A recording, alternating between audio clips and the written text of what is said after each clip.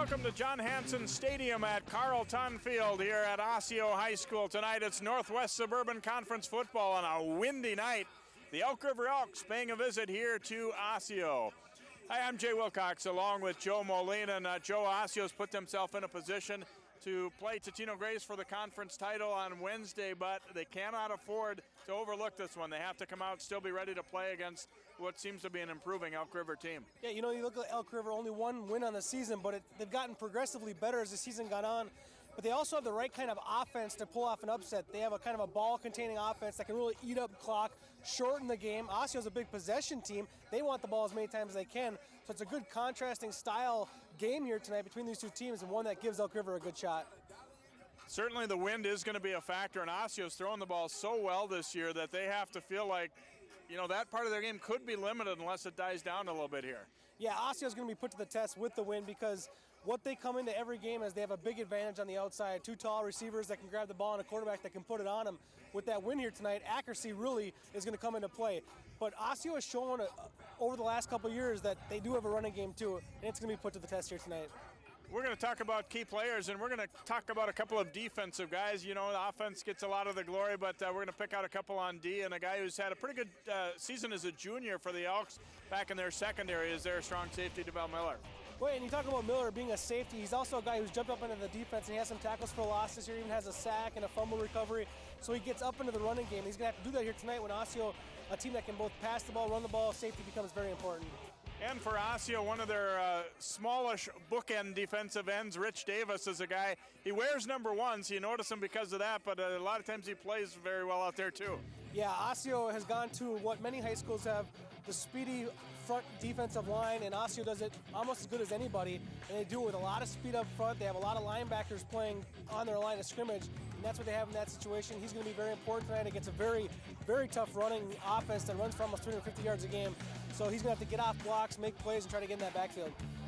I think you and I can talk about it, or the coaches can talk about it for Osseo, but I think we'll find out early just how invested are the guys in this game, and they can't have that eye towards Totino Grace. And, you know, easier said than done a lot of times for 16, 17-year-old kids. Yeah, and, you know, Osseo has a couple of things that play here today. They also had no school, which can sometimes be a distraction. Coach Lamker is a good coach because he worries about a lot of things. That's what good coaches do, and that's one of his concerns. And then, of course, next week, only 5 days later, they have probably their biggest game of the year. So there's some tendencies right there. But again, I think early on with Elk River running the football as successfully as they usually do, expect Osseo to get invested really early. These teams met for the first time in 1924. They'll renew their series here this evening tonight. It's Elk River and Osseo football, and it comes your way next here on 12 Sports.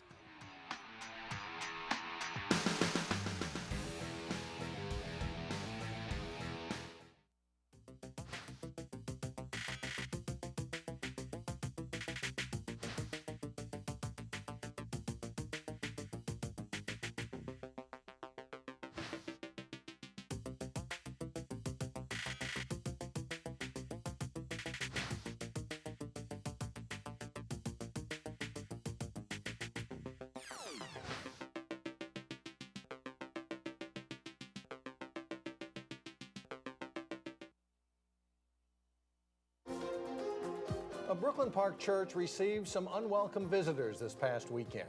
Volunteers really do have their work cut out for them. They'll be inspecting 23,000 residential lots and city boulevards. The problem began when the railroad decided to increase the train's speed. In the process, they had to raise a portion of the track over here. Fire crews got a call around 4 Friday morning from a passerby alerting them to a deck fire. This time, little lob for Winnicky, trying to go up and get it. Touchdown!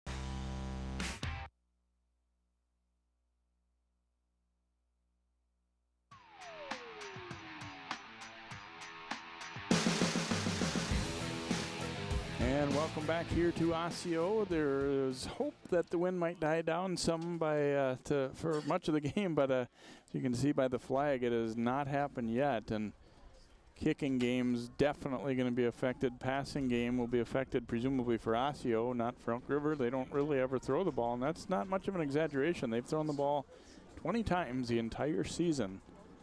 7 pass completions, so interesting. They present a lot of challenges in the run game because they're very deceptive, but and you don't really have to worry at all about the pass with that club. And that's a defense's objective then, if you're Osseo and all the Elk River opponents, is to put them off schedule and really put them in a passing situation, put them really to the disadvantage. Austin Larson getting set to kick off here for the Elks.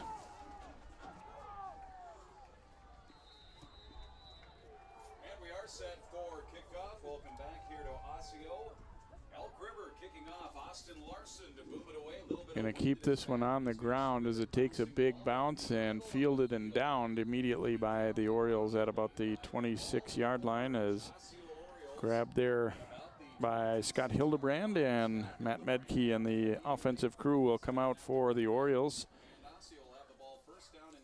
A team that has been very solid offensively all year. You see Matt Medke's just had a tremendous season stepping in, and a couple of real good wideouts, big wideouts. They're also able to run the ball quite effectively as well. Jamin Hampton in there in the backfield. They're going to go play action and going to go deep on the first play from scrimmage down the right sideline, and it is complete. Wow, Kittleson. Remember when I said maybe it'd be difficult to throw, Joe? It doesn't look like it on the first play. Well, Medke doing just what he does all season long, and that's put it on his receivers. And man-to-man, in this situation, his receivers have just come up with those catches all season long, and Connor Kittleson does it once again, averaging 19.8 yards per catch. He shows his big playability on that first play of the game. 33-yard gain on the opening play from scrimmage here. What a tone setter for Osseo. Here's Medke now handing off to Jamin Hampton left side. Hampton gets a block and he has a chance here. Larson will cut him off over at the 22-yard line.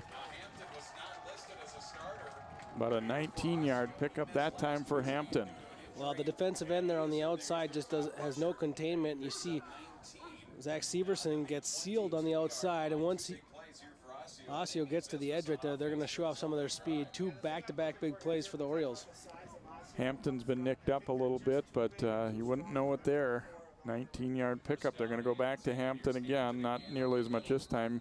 The linebacker Jones able to stop him that time for the Elks. Pickup of a couple for Hampton and crew. Elk River, you know, for the most part this year, been pretty good offensively. Not quite so good on the defensive side of the ball, and early on the Orioles have been mowing them down pretty well.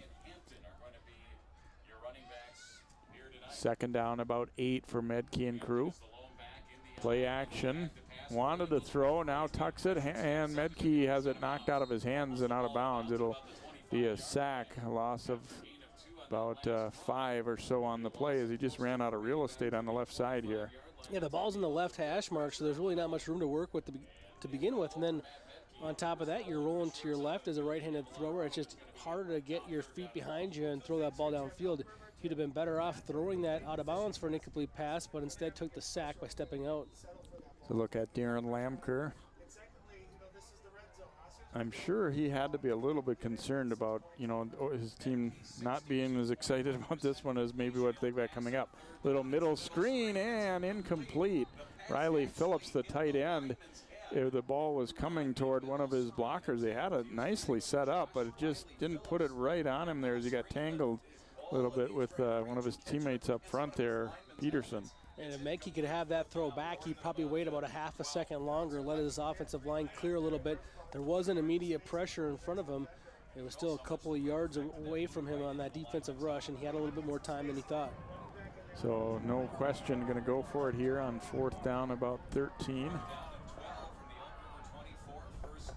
Medke, pretty good time throwing it up for Kittleson. It's going to fall short. The wind definitely had a big impact on that one as he tried to go to Kittleson, just throw it up for a jump ball. And even when it was partway there, it seemed like it would get there, and then all of a sudden, Kittleson realizes this ball's not going to make it. Well, and he throws that football before Kittleson makes eye contact with the quarterback, so that ball was in the air.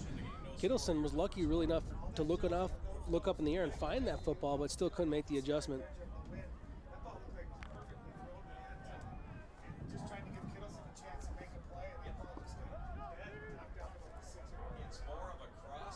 There's a look at Trent Pink, one of 3 quarterbacks that have played some this year for the Elks. Handoff going right side here to Zach Ernst. And Ernst out over the 30-yard line. He will pick up a solid gainer there of about 8. You get a look at the offense for the Elks. It's kind of another wrinkle too, Jay. You think in an offense where really all you do is hand the football off, you wouldn't have the need to go through so many different quarterbacks, but Pink this year, a sophomore quarterback, when he's asked to throw the football, he's thrown it at the highest percentage of all the quarterbacks at 40%.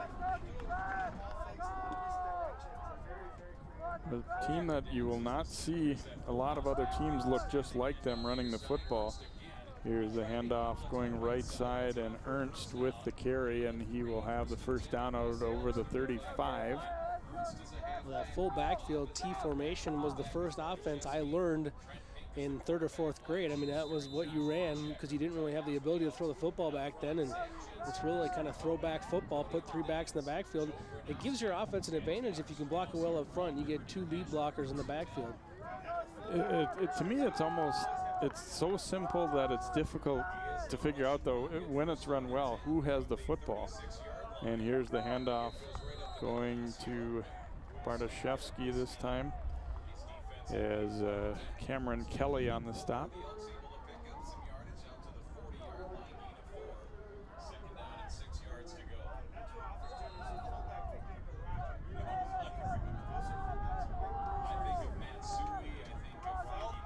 You're going to see this Osseo defense is not a team that outsizes anybody in the conference. They do it with speed.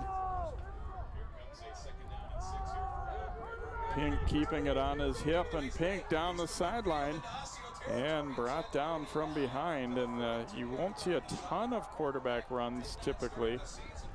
Cortez Stanley able to bring him down. Oh, they blocked this one up really well. They got all the seal on the outside there, and then Christian Tobin, the big offensive lineman, got out in front and got a good block downfield as well. There's a look at Steve Hamilton, a coach in Georgia, and coming here and put some success back into Elk River football. I mean, you don't see it by the record this year. There's Bartoszewski up the middle, and a chance. Stanley able to drag him down inside the 20. About a 25-yard pickup on this one. Wait, who's got a tougher job here tonight, the Osseo defensive coordinator or the cameraman who has to follow who's got the football?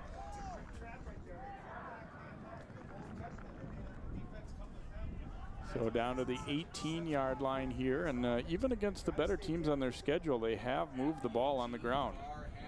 And going up the middle, Bartoszewski has it. Bartoszewski is going to go in for the touchdown. 18-yard run for Bartoszewski, and Elk River is on the board early. And interesting, we were talking to Mike Johnson, the defensive coordinator for Osseo, and he said, we're going to be aggressive, come at them. That might mean they pop something on us, but we want to try and be aggressive and get the football back, and you live by it and die by it a little bit here. Well, I think the play that they wanted to eliminate early on was that fullback dive up the middle, and as you can see from this first possession by the Elks, they did not do so successfully. Extra point try. Even these are probably going to be anything but a gimme on this windy night. Plenty of leg on it, though. And put up and good. Take a look at this replay now. You see all the movement in the backfield. There's a fake handoff after the give, and there's great blocking downfield, too, as Bartoszewski gets behind his blockers. And just a nice job done offensively up front. A nice pull-around block by Joe Gonrowski. And into the end zone they go. And I think, Elk River's offense, Jay, I think you're kind of a fan of it, probably for more reasons than just the style of play. You should probably we'll get into your Elk River heritage later, but I think also it's going to present a pretty difficult challenge for this Osseo team, and it's an Osseo team that really does a good job against the run, but it's because of their speed to the football. Well, the way the Elk River hits you, it's kind of a quickness thing. It doesn't really allow Osseo to really get up to full throttle speed-wise. Yeah, you know, you look at some of the numbers they've been able to put up, even against teams like Grace and things. You do realize it definitely presents a different challenge. It's a different thing than you're going to be seeing most weeks, week in, week out. You know, when we saw Elk River earlier this season on Channel 12 against Maple Grove, there was a ball security issue. They had a lot of fumbles with all that movement in the backfield. I would say 13 does count as a lot, and a lot of them were just poor center quarterback exchanges. They could not get the snap cleanly. This time it'll be fielded by Riley Phillips, the big tight end.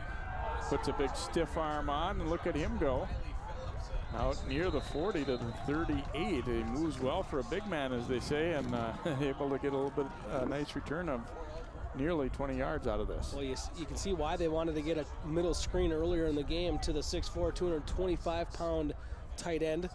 He can get things done with the football, and Osseo, he helps continue that tradition. Osseo's really produced some great tight ends the last couple of years, and he's one of them.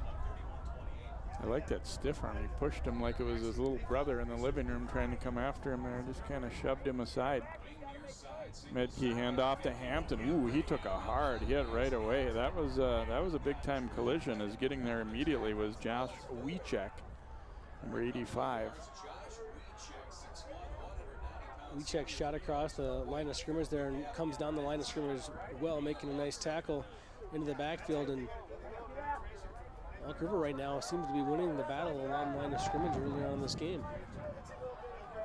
About a yard pickup for Hampton as he fell forward there, so second down. And the pass complete to Goldschmidt, steps through a tackle, and he's going to have a first down into Elk River territory at the 48. Give him about a dozen on that play and a first down for the Orioles. He's kind of, you know, maybe the overlooked receiver a little bit compared to Kittleson, but he's had a real good year also. Osseo calls the perfect play on the blitz that was coming from the Elks, and yeah, you know, he has 10 less receptions than Kittleson, but he's got one more touchdown, 7 touchdowns on the year, 23 catches, averages 16 yards per reception and 61 yards per game. We're less than halfway through the first quarter, but we've seen a lot of offense early, really, for both teams so far. Handoff left side, Prince Krua takes the handoff this time, and Wiechek first contact there for the Elks as he picks up a couple on the play. We got an illegal shift penalty though, so this play here, you see, take a look at the replay. Decent job defensively by the Elks, but it's going to move backwards because of that illegal shift. So a 5-yard penalty on the Orioles.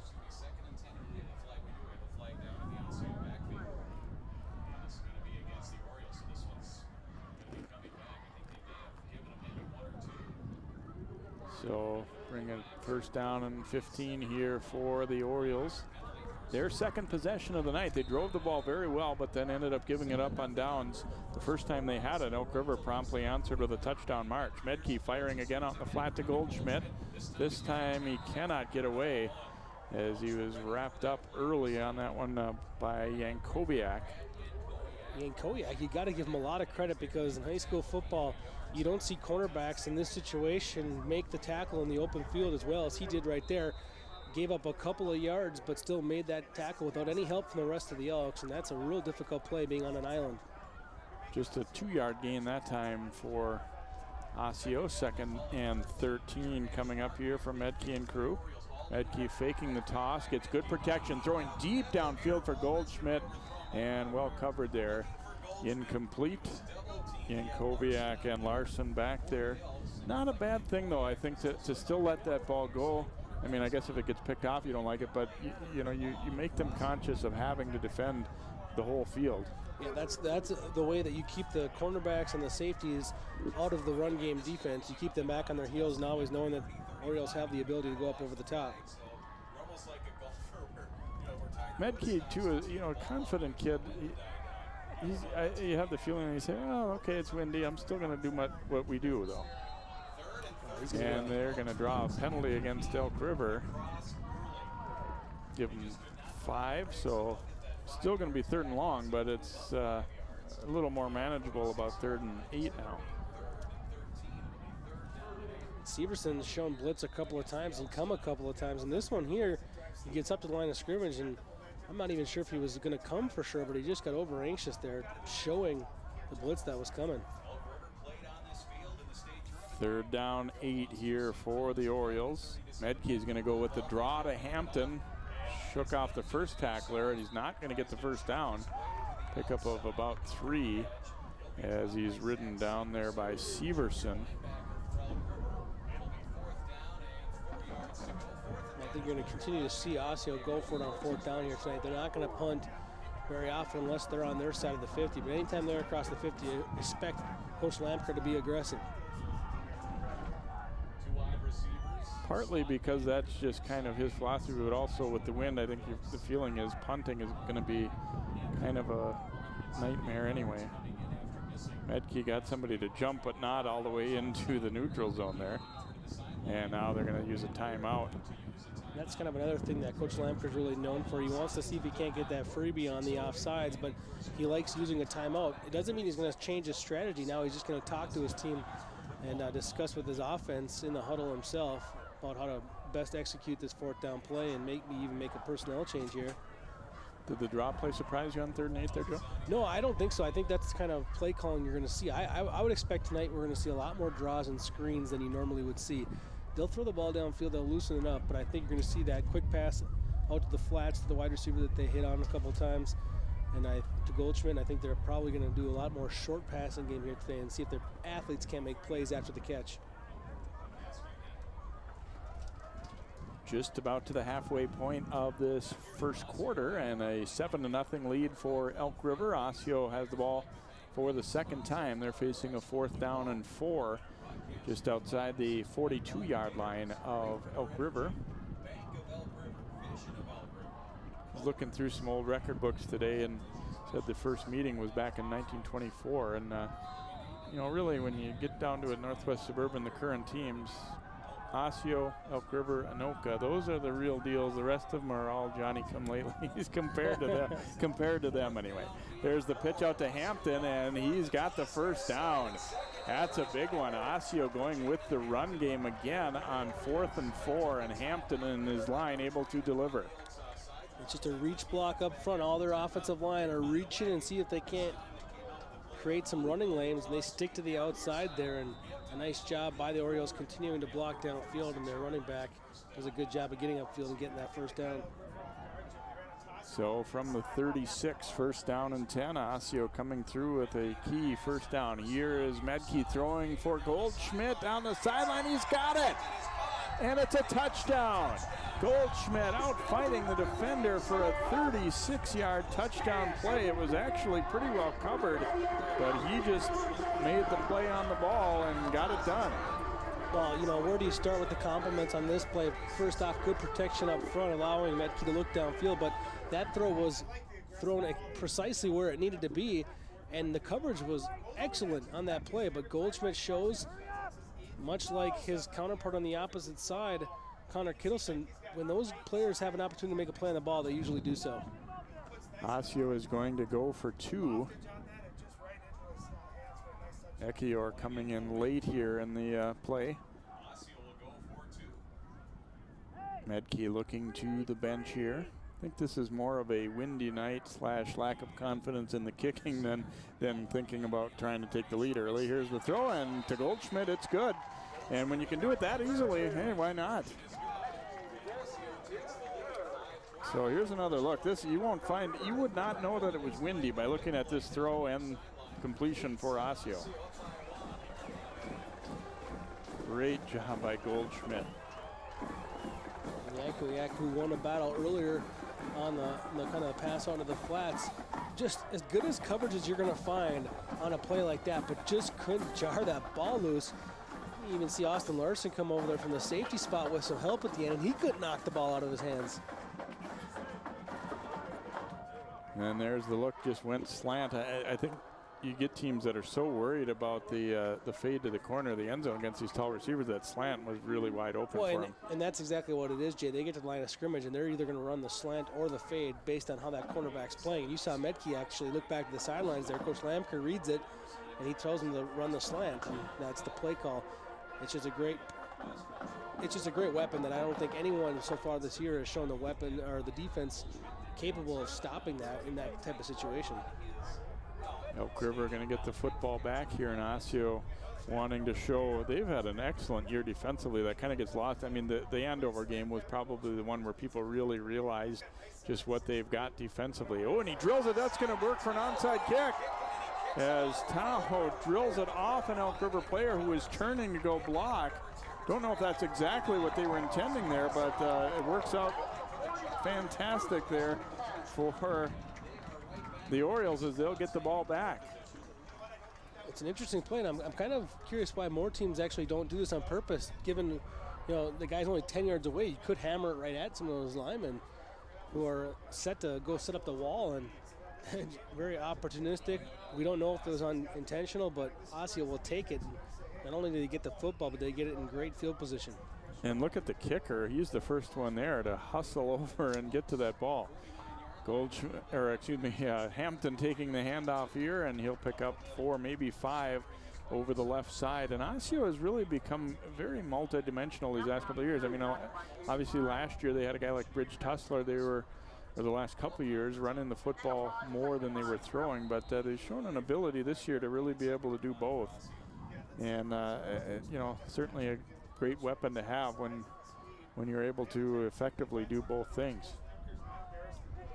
2nd down and 5 here. They come right back. Crua this time. Elk River ripping at the football. They defended that one pretty well. Pickup of about 1 for Crua. Well, I don't think there's a better offensive coach in the area than Coach Lamker, and realizing the athletes he has on his team and how to take advantage of their superior athleticism on the outside, and then both when we saw it at the backfield position, the way he used Tussler the last couple of years too, not only running the ball, but he used to split them out and try to get them one-on-one against linebackers and inferior defensive backs. 3rd down and about 4 here for Osseo. They have taken the lead 8-7 and looking for more after recovering a kick. Now they go middle screen again, and this one is whistled down. That play was very fortunately whistled down for the Elks because it was set up pretty nicely. It might have been because of the whistle and the stoppage of play, but a false start on Osseo. So we'll push them back to a 3rd down and 9. We're kind of got everything closed up here because of how ridiculously windy it is. I'm not hearing whistles from up here, so that some of the players seemed to stop right away and some didn't. So 3rd down and 9 here for the Orioles. 4:09 to go in this first quarter. They've run the ball in this situation a time or two here tonight. They fake the toss this time. Medke throwing, and the reception made, and it looks like it'll be good for the first down. Coming back to meet it was Kittleson. And he'll get a gain of 10 on a first down. Medke gets rid of that football just in time, too. The pressure from the Elk River front 4 was coming.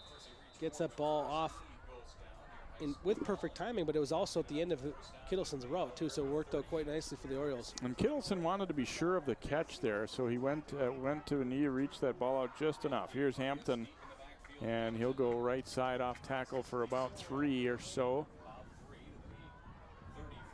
Osseo, not a ton of size, you know, up front defensively, we said. Not really either offensively, but they've had a pretty effective year being able to move the football, but also to protect Matt Medke. As you said, Joe, you know, once or twice they've gotten in his face a little bit, but for the most part, he's had time to throw this season. Here's the handoff to Hampton, and this one goes nowhere as it's stopped up early on as Garrett Van Epps, the big guy, getting there. And part of that protection is a lot of draw plays and kind of slower fake pitch plays, and that's what gives him the protection sometimes to pass the football. But then contrastly, when they run the football, a lot of it's because they're showing the pass and they're running draw plays. And Elk River right there, reading that one properly and executing and getting off blocks, they're able to get the loss there. And that's what is going to allow this defense to do that, because Osseo, when they do run the football, it is a lot of draw. 3rd and long here from Medke, firing out into the flat, complete. And Kittleson goes down. He got by the first guy and then looked like he almost kind of slipped there. He just stopped his momentum and down to about the 30, so they'll be short of the first down. That just looked like he lost his foot on that second cut. And he was a couple yards short of that first down, probably about a yard and a half. Brings up a big play here. Another fourth down here for the Orioles, converted last time, and they get Elk River to jump. Oh, that's just a killer for you defensively. Yeah, and that's, you know, this is something that Elk River coaches had to have seen on film, because Osseo is notorious for this. And the front four from Elk River just not paying attention to the details there, because that play should not have happened. It really works against your instincts, because on fourth down and a yard and a half, you really want to shoot off the ball, but you have to not jump off sides. And that's where you've got to be talking to each other defensively before you even get to the line of scrimmage too, to be ready for that. So first down from the 24, the toss back to Crua. Crua has some room. Oh man, a race to the corner of the end zone. He's going to win it. Touchdown, Crua and Osseo. Crua, one of the fastest players on this team, sophomore running back, takes the pitch, heads left, and it's blocked well enough that a guy with his kind of speed is going to find the turf up ahead of him in the open field, and he trots into the end zone. Osseo back-to-back touchdowns. So the Orioles extend the lead here. This time it looks as though they're going to kick. Kind of interesting. They went for two the first time around, and this time they're saying, you know what? We can go ahead and try and kick this one. Elliott Kane.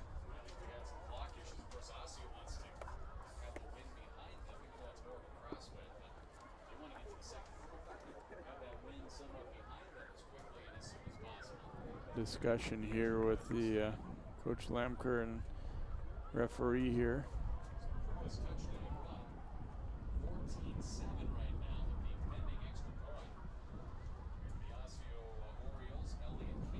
Sounds as though they may be talking about a clock issue.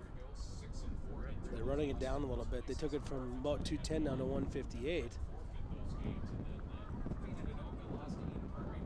So Kane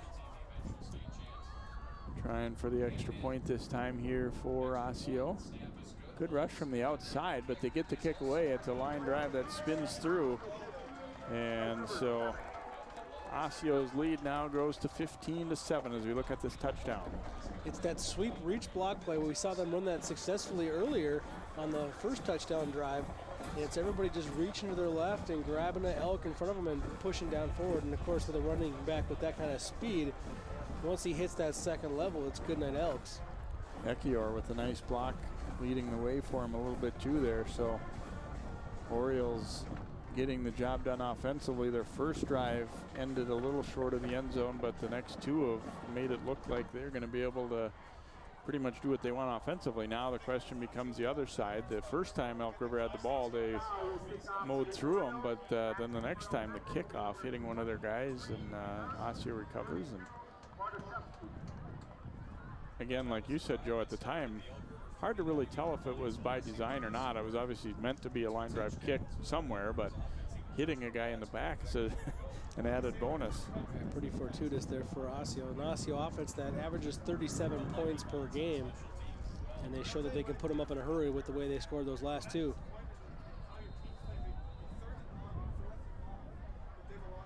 So Tao will kick, and you got to believe those frontline guys are going to wait a little longer before they go. He pooches this one. Wiechek, ooh, that was a big race. And Osseo nearly got there. Wiechek, if he didn't handle that perfectly cleanly, they're probably not going to get the ball. Elk River is most likely going to have to make an adjustment on their kick return. There's no reason to have some deep backs. I mean, they have some backs right there that aren't even in your screen yet. And when that ball can't make it back there, and when Osseo's not trying to, you might as well move on up, because they're going to need all the help they can to get on some of these footballs. That was a really athletic play just to give Elk River possession on that kick return. So the Elks have it at their 34-yard line, 1st and 10, trailing it now 15-7 after a good first march. First time they had the ball again with this T formation. Handoff going to Bartoszewski, and he is wrapped up and driven back there. First guy to get there was Kelly. I think that's what they in this offense. I think you have to tackle Bartoszewski every time, whether he gets the football or not. You have to tackle 32. Now all the other fakes might get you eventually, but I'd say with him, you tackle him on every single play, whether he has the football or not, and you tell your interior defenses that's their job. 2nd down and 9 now for Elk River. Here's Pink keeping it on the sweep. And he is knocked out of bounds, so Pink will pick up about 6 or so on this one. And I think that's the kind of play that Osseo is going to give up. Bartoszewski got tackled right there up the middle for well, if he had the football, it would have been a gain of 1. But they gave Pink the outside there, but they stopped the primary running back from getting that football, and that'll have to make Elk River's offense think here. But critical 3rd down play here now for the Elks. 3rd down, a long 3 here for Elk River. And Pink's got the ball here. Pink fighting his way over the 45, and he will have enough for the 1st down. That was a little bit different one where he faked it to the handoff and then turned and followed his halfback up. That play is really difficult to read if you're a defense, because that ball sat in Ernst's midsection for quite a while right there between the numbers, and Ernst didn't have the football, but it was sitting right there. Osseo had a hard time reacting to Pink. Under a minute to go now, and what's been a lengthy 1st quarter with a lot of offense. 1st down from the 45, and Pink drops it. It's on the turf. Let's see who's got it. Elk River's got it back. It's Bartoszewski who winds up with it, but the ball was definitely down on the ground. The handoff didn't get there cleanly. Yeah, the guard ran into the ball as he tried to hand it. That's the one problem where you're so tight together back there.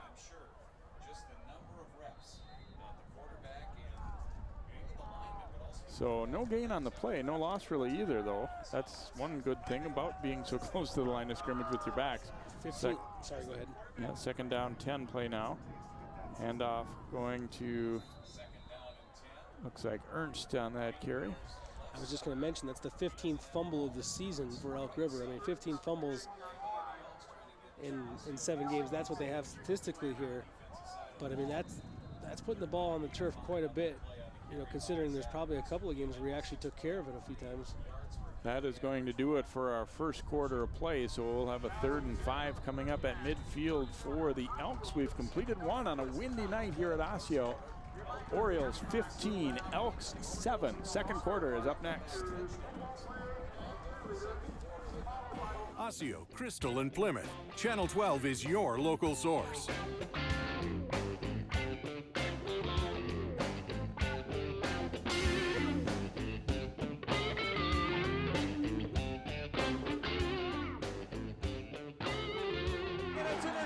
This one looks like it could go for the touchdown. Reed looks it away, and Hopkins advances.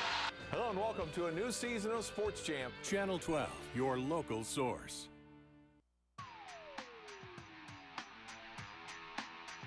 Entertaining 1st quarter of football. Osseo leading Elk River 15-7. The Orioles 2 touchdowns in 3 possessions.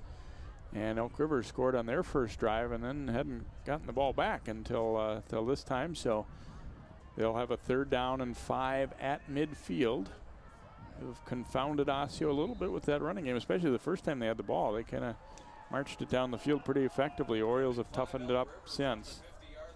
And movement on the right side of that offensive line for Elk River. Boy, that's a killer, especially for a team that wants to run the ball for a 1st down. Yeah, this is not an offense that can really do much on 3rd down and 10.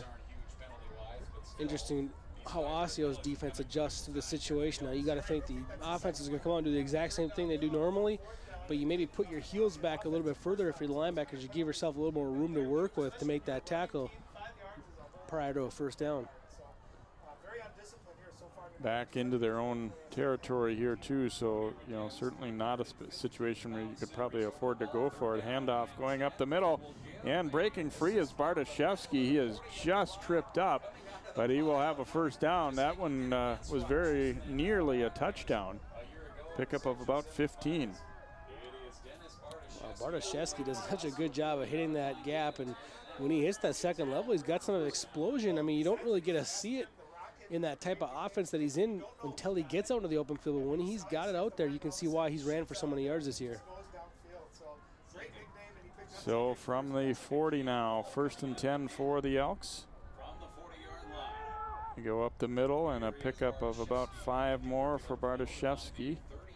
Davis helping to finish him off there along with Lanners.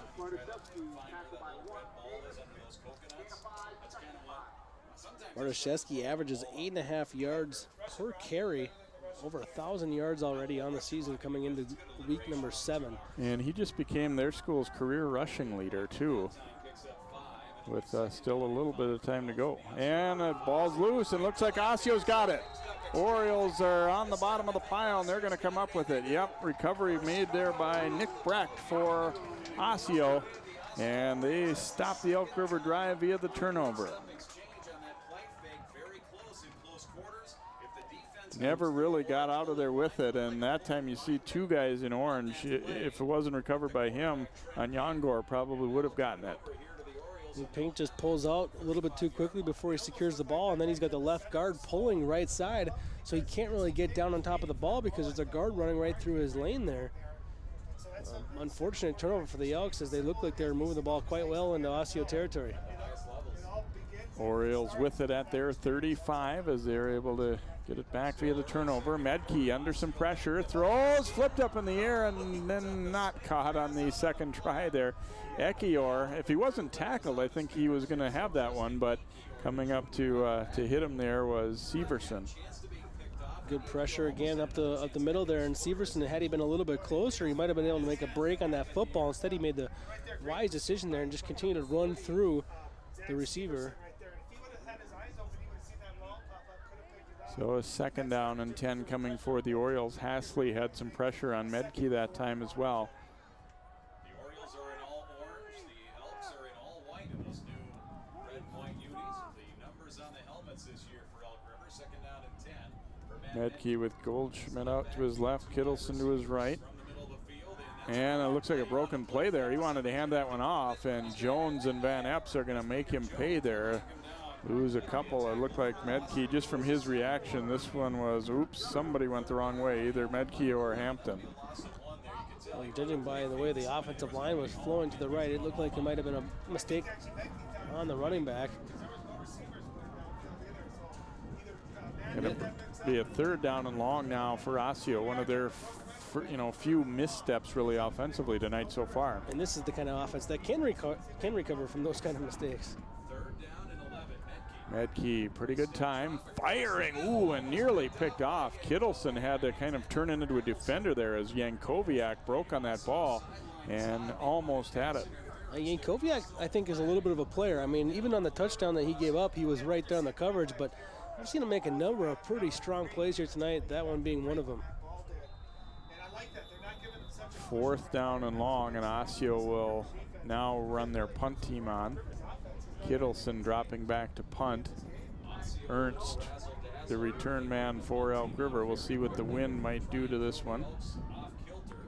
And Kittleson gets away a very nice kick with some help from the wind. Wow! Bounces right to Ernst. Good hands as he caught it at the 20 and then tripped up as he crosses the 30-yard line. That one was an interesting one. It went for more distance than he was expecting. Then watch it kick right at him. Interesting on this tackle here. I'm going to have to take a look at the replay. I thought maybe he was tripped on the tackle, and that should have been a penalty.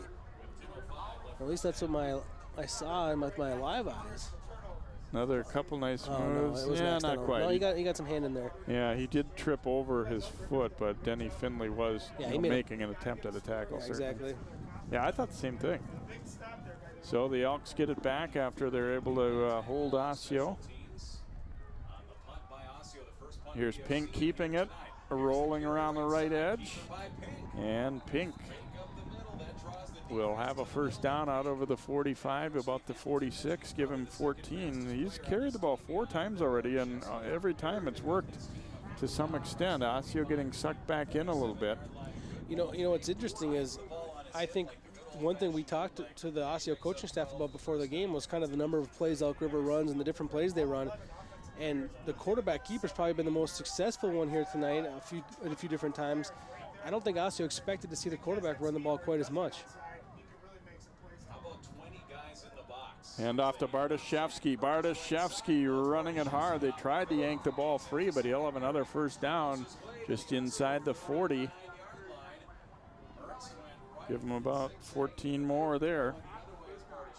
Well, Bartoszewski shows he got a little bit of a shake, though, in the open field, too. Really deked out one of the defensive backs for Osseo and left him hanging in the back. He's the kind of running back that you almost, I know the offense for Elk River seems to work. They put up 350 yards rushing per game, but you almost would like to see him in a screen situation, what he could do with some of those one-on-one defenders. He looks like he's got kind of ability that can take the ball to the house at any time.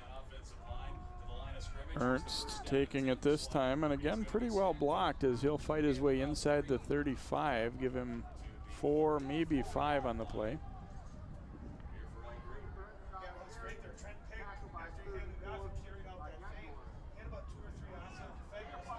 So Ernst picks up 5 more.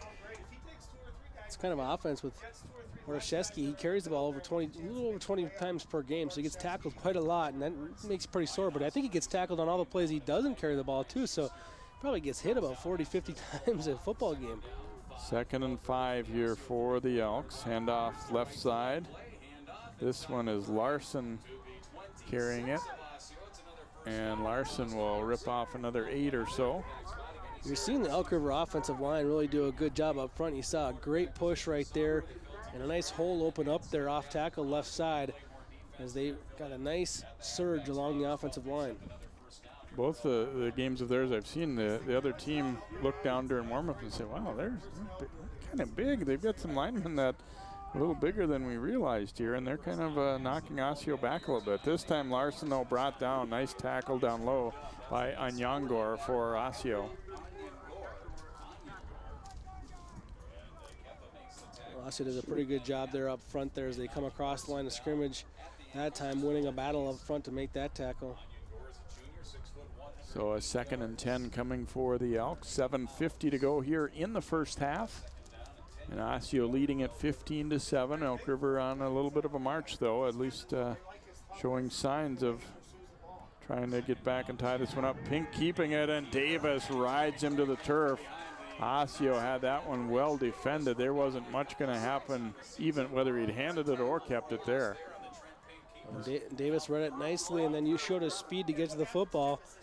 Watch one flash into your screen there late, and look at the speed, the closing speed he had to catch up to Pink. Came all the way down there from the opposite defensive end spot. You kind of get the feeling these last couple plays, Osseo saying, we need to dictate to them, not the other way around here. You know, it's possible it might hurt us, but we need to get aggressive. Hand off to Bartoszewski. Not quite able to shake free. He'll pick up 3 or 4, but not nearly enough, obviously, for the first down. A little wrinkle to the offense there, too. Austin Larson ran down the field and acted like he was going to catch a pass. So, yeah, his arms extended, calling for the ball all the way down inside the 10-yard line as if he was going out for a pass, maybe showing Osseo a little bit more something here. Haven't passed yet, but they showed that they maybe thought about it on that play. 4th and 8 here for Elk River. Going to go for it in this spot on the field, certainly. Now he tried to draw him offside like Osseo was able to. Handoff up the middle. And Bartoszewski is going to be stopped well short of the first down as the Orioles able to stack him up. Anyangor and Stanley in on the stop.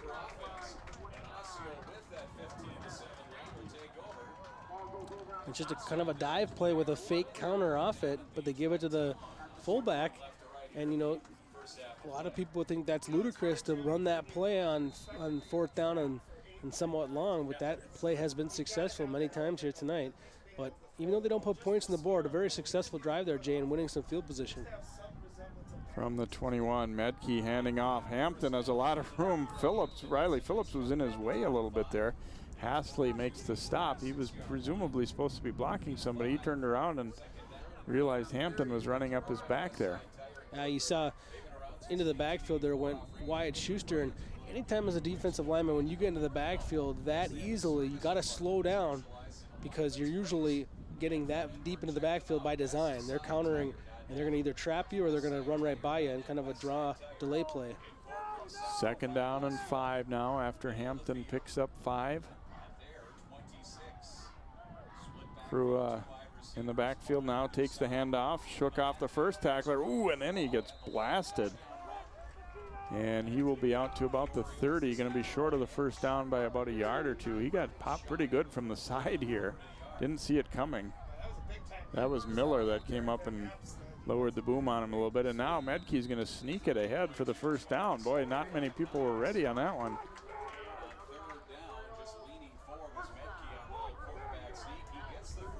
So Medkey will pick it up. And it's, you know, Medkey in this Osseo offense, Medkey acts like he's a 3-year starter. He's a first-year starter here as a senior, but they're so savvy, and Lamker coaches quarterbacks so well that look how he dictates the play with his cadence. He's used long cadence to get the defense to jump off sides. He used the first sound cadence right there to get that first down. Medkey looking to throw it deep. Kittleson had a step, but it's overthrown to the outside as he tried to run away from Yankoviak, and definitely was open, but a tough ball to drop in there, especially on this windy night. Osseo, you have to think, though, that's when you kind of put in your pocket and say, we could come back to that. Well, and I think for Medkey, you know, a couple of throws like that lets him learn about the wind situation. You know, it's almost like, you know, in golf, your second or third mulligan, you kind of get to figure out on how to correct that earlier mistake. And now that he knows that wind, he can maybe make a better throw on the next opportunity. Medkey will work out of the shotgun this time. Gonna hand it off to Krua. Trying to squirt through a hole. Was he down? Apparently not. Krua keeps on going to midfield and all the way inside the 45, and Osseo's fired up about that one. He almost went to a knee, but stayed on his feet. Well, you can put that one in the 2013 highlight film, because this is one of the better runs you'll see that doesn't go for a touchdown. Keeps to his feet using his hand right there, gets the first down, and then just starts dragging defensive backs on his back. At this point, Elk River's trying to strip the football, so it makes it easier to do so, but still, still looks very impressive. What a run. Yeah, good look at it there. He definitely was not down. I don't think there's much doubt the defense kind of relaxed, thinking that he was about to go down. Here's Krua again running hard up the middle inside the 35, and he will pick up a first down, it looks like. Another 10-yard gain, and Krua showing great strength and quickness. He hits that hole quick. I'm going to do a rare thing here too, Jane. I'm going to compliment the officials, because they didn't jump in there and blow their whistle, you know, thinking they saw something that they didn't. They kind of let the play out, and a lot of times the referees are quick to kind of blow the whistle in that situation, maybe stop a play, but good job by the officials keeping that one going. Elk River takes a timeout defensively here as they're kind of being back on their heels on this drive a little bit. Probably not a bad move to kind of slow Osseo's momentum, if nothing else, and get some things shored up for their sake on the defensive side. 4:22 to go here before halftime, and a 15-7 lead for Osseo. Orioles looking to stay unbeaten in the West Division of the Northwest Suburban and set up what presumably would be a matchup with Totino Grace for the conference championship next Wednesday night.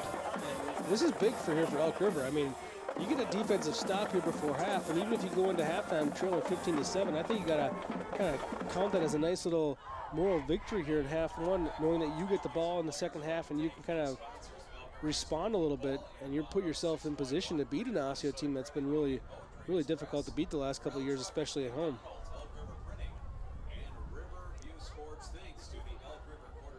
Be first down and 10 for the Orioles as they break the huddle here inside the 35 at about the 34 of Elk River, after they stop the Elks on downs and moving it steadily back in the other direction. Medkey throwing, complete to Goldschmidt.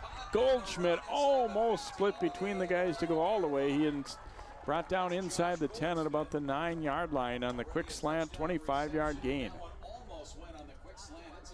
That's the frustrating thing about playing against Osseo. You can make a couple of good defensive stops, a couple plays there, and look how they pop you. Just a nice little slam play. And Goldschmidt catches it in stride, gets upfield north and south in a hurry, and picks up some extra yards after the catch.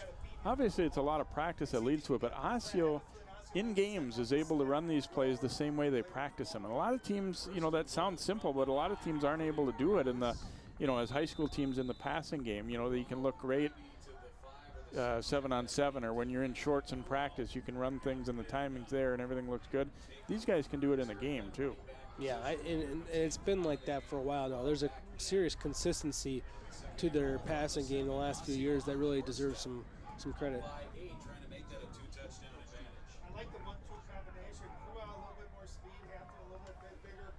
Second and goal now from the 7. The toss back to Krua.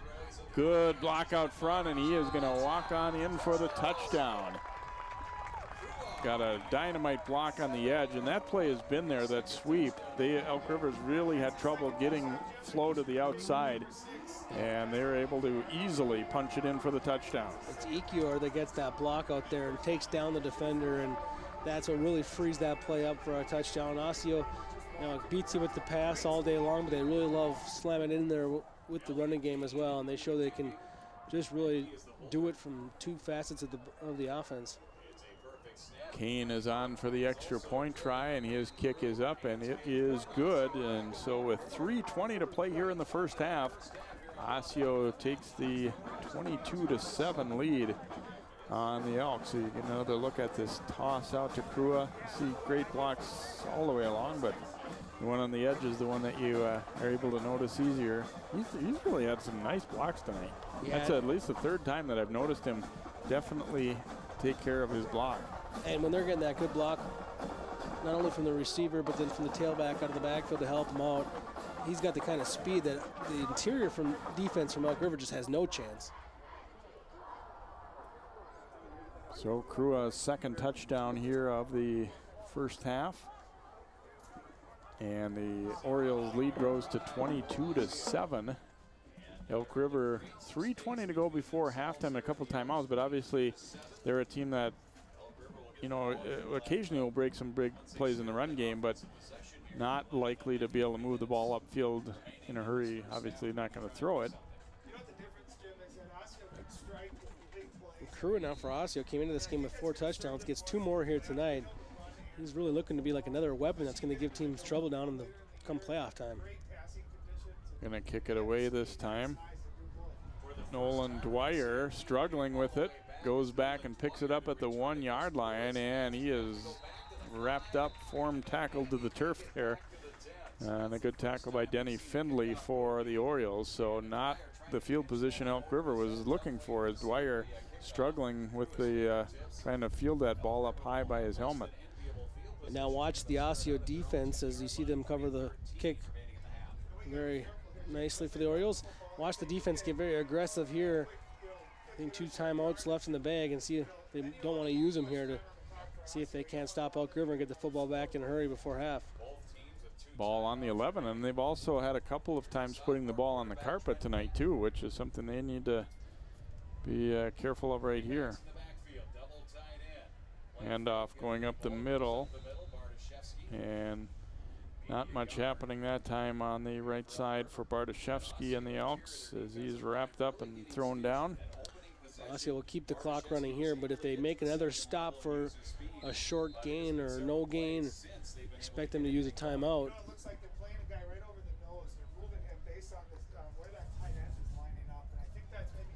Second down and 9 coming up here for Elk River.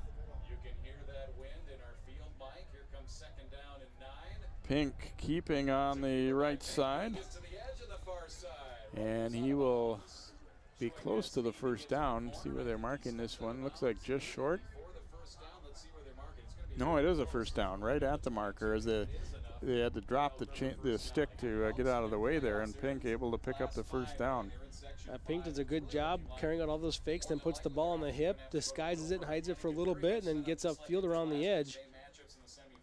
Osseo battling with the struggle of whether to have those defensive ends help with the interior run game or kind of stay at home and look for the quarterback. Big first down there for Elk River just in terms of clock, and Pink looking to throw downfield for Larson, and he cannot hang on. Put it on him pretty well, but couldn't haul it in. Yeah, when you don't pass the ball often and the quarterback rolls out and makes a good pass, you got to come home with that one, because that was going to be a big play for Elk River and really would change the way you can loosen up a defense. Not terribly defended there. They were ready, but Larson, that's definitely a ball he should have been able to bring in. So 2nd down and 10. 2nd and 10, they have it. Far side hash mark. Pink. Goes to Bartoszewski. Right side of the offensive line gets a push across the 25 to the 26-yard line. And timeout, I think, is going to be taken here by Osseo. Yeah, you called that one right earlier, Joe. And Elk River, I guess, helping them really with that incomplete pass. Yeah, it allowed him to keep one more timeout in the bag here. So now on 3rd down, Osseo, you know, you try to make the stop here and then use another timeout. And, you know, you give up the 1st down, you're probably not going to be able to get that ball back as quickly as you could. But Osseo played that perfectly. They kind of kept the timeouts. But on 2nd down on a couple plays before, Elk River was able to get that 1st down, so that changed the defensive scheme a little bit. But with that incomplete pass, it kind of put it back in favor for Osseo. Been a good first half here, and hard to know what to expect coming in. We've had not a ton of close games this year, to be quite honest about it. And previous time we saw Elk River, they were so mistake prone against Maple Grove that they kind of really shot themselves in the foot in terms of having any chance to stay in the game. And this one may get out of hand too, but it's been a pretty good first half so far. They are Charlie Brown Shell, Napa of Elk River, Sunshine Depot. Well, game's getting out of hand. We did get one score passed on to us for our live audience right now. Eden Prairie leads Wayzata 28-0. Wayzata has turned it over on their first 4 possessions, according to John Jacobson. Pizza Ranch in Elk River, Jerry Zotto of Elk River. Here's Pink keeping it again, and this time he is wrapped up. He gets to the 30. It'll be 4th down and 2, and Osseo will spend that final timeout, and we'll come back and get that 4th down play from Elk River. 2:09 remaining. So Pink will be brought down well short of the 1st down here, and presumably a punting spot here. Certainly deep in your own territory like this for the Elks. Another timeout, 2:09 to go. That's to the west.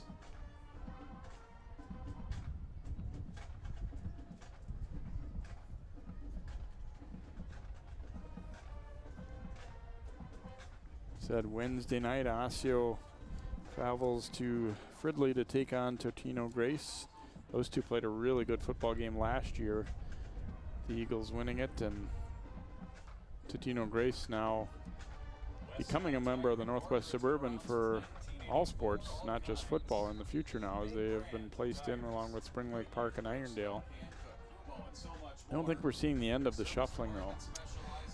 It's really weird that the way it's happening, and it happens in a way in the same time period where college football is doing the same thing. I can't keep track of any of the conferences anymore. Well, they're lining up as if to go for it here on 4th and 3. Maybe just going to try and draw them offside. And then we'll end up using a timeout of their own and bring the punt team on. I guess it's worth a try there. And that would be really cool is if they came back out of the timeout and ran the ball again. Or drew them offside after all that. Yeah, no, yeah. I think if you went offside in this spot for Osseo, you might want to just head to the locker room now. And start doing push-ups now. This, besides being difficult to punt, I mean, this is a spot you're deep in your own territory here. Even just getting the ball out of there isn't going to be any sure thing. Justin Streifel back there to punt for the Elks, but you got to keep an eye on the snap. You got to keep your eye on the protection. I don't know if Osseo, it looks like they may not send anybody back deep even. Yeah, the only problem with that now is you want someone to go back there and at least kneel on the ball, you know, preserve some time. They just don't want anyone to fumble it, I guess. Streifel, plenty of time, a knuckleball off the side of his foot, and it's going to just go sideways at about the 45-yard line, so it'll only end up being about a 17-yard punt. And it didn't kill that much time either because it was kind of heading out of bounds. And into that wind, it's, you know, not entirely unexpected. Osseo, it looks good for them now that they didn't even mess with trying to field something that looked like that. So great setup here for Osseo. Everything pretty much worked out well. I mean, even though they gave up that one first down. Elk River has to decide how they're going to defend these two wide receivers. They've been pretty much man on man with not too much help from the safety. Medke will look to throw. Steps up and throws, complete. And getting out of bounds there after the catch there. As a reception made there for Osseo by Galamou. Gabriel Galamou with his first catch of the night. Only 13th catch of the year, and that's a lot of growth there by Medke. As you know, he was looking downfield, kind of pulled it down, and found a second target that he wasn't eyeing up earlier in his progression. Nice play by the senior quarterback.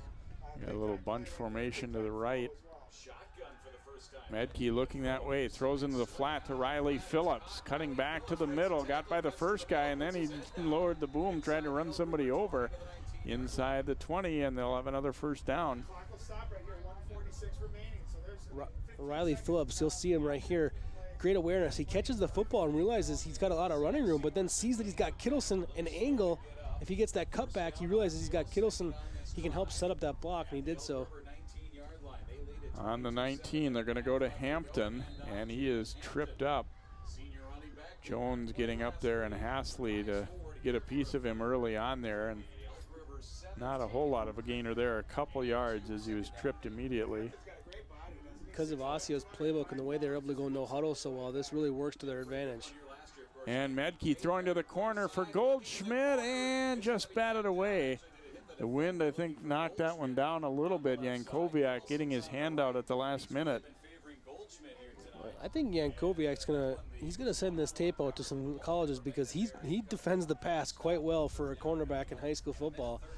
That was not a terribly thrown football. The wind knocked it down a little bit, Jay, there, like as you had mentioned, but still the coverage is what made that ball fall incomplete.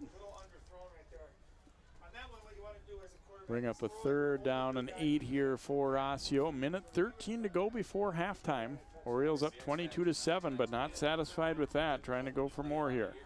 Medke looking to throw the other way. Kittleson coming back, and he's got it. Touchdown. Kittleson all year long has been winning those kind of battles, and he does it again right there. 17-yard touchdown strike. Yankoviak looked like he lost his footing a little bit there, and it was Kittleson who timed the jump perfectly. And just a nicely thrown ball, too, which makes that happen. And, you know, Osseo makes it look pretty easy, but if it were easy, a lot of high school football teams would do it, and they don't.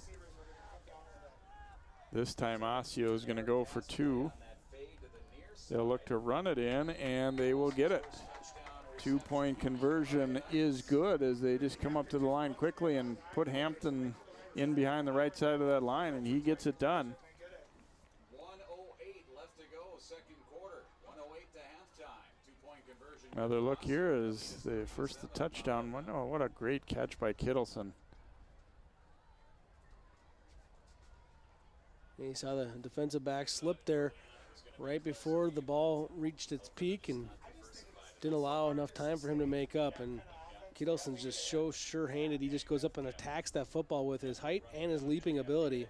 You know, the other thing about it, here's another look at Hampton running that one in.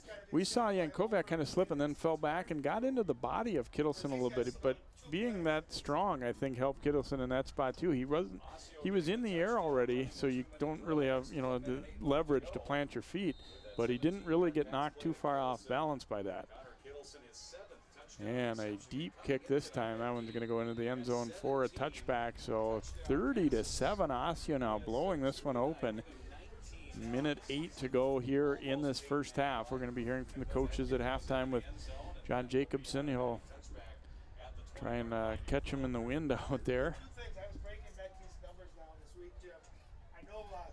Well, there was a time when it looked like Elk River was doing a lot of the things right that he needed to stay in the game, but that seems to have gone away here in the second quarter. Well, Osseo, since that one stop, has scored 4 straight possessions.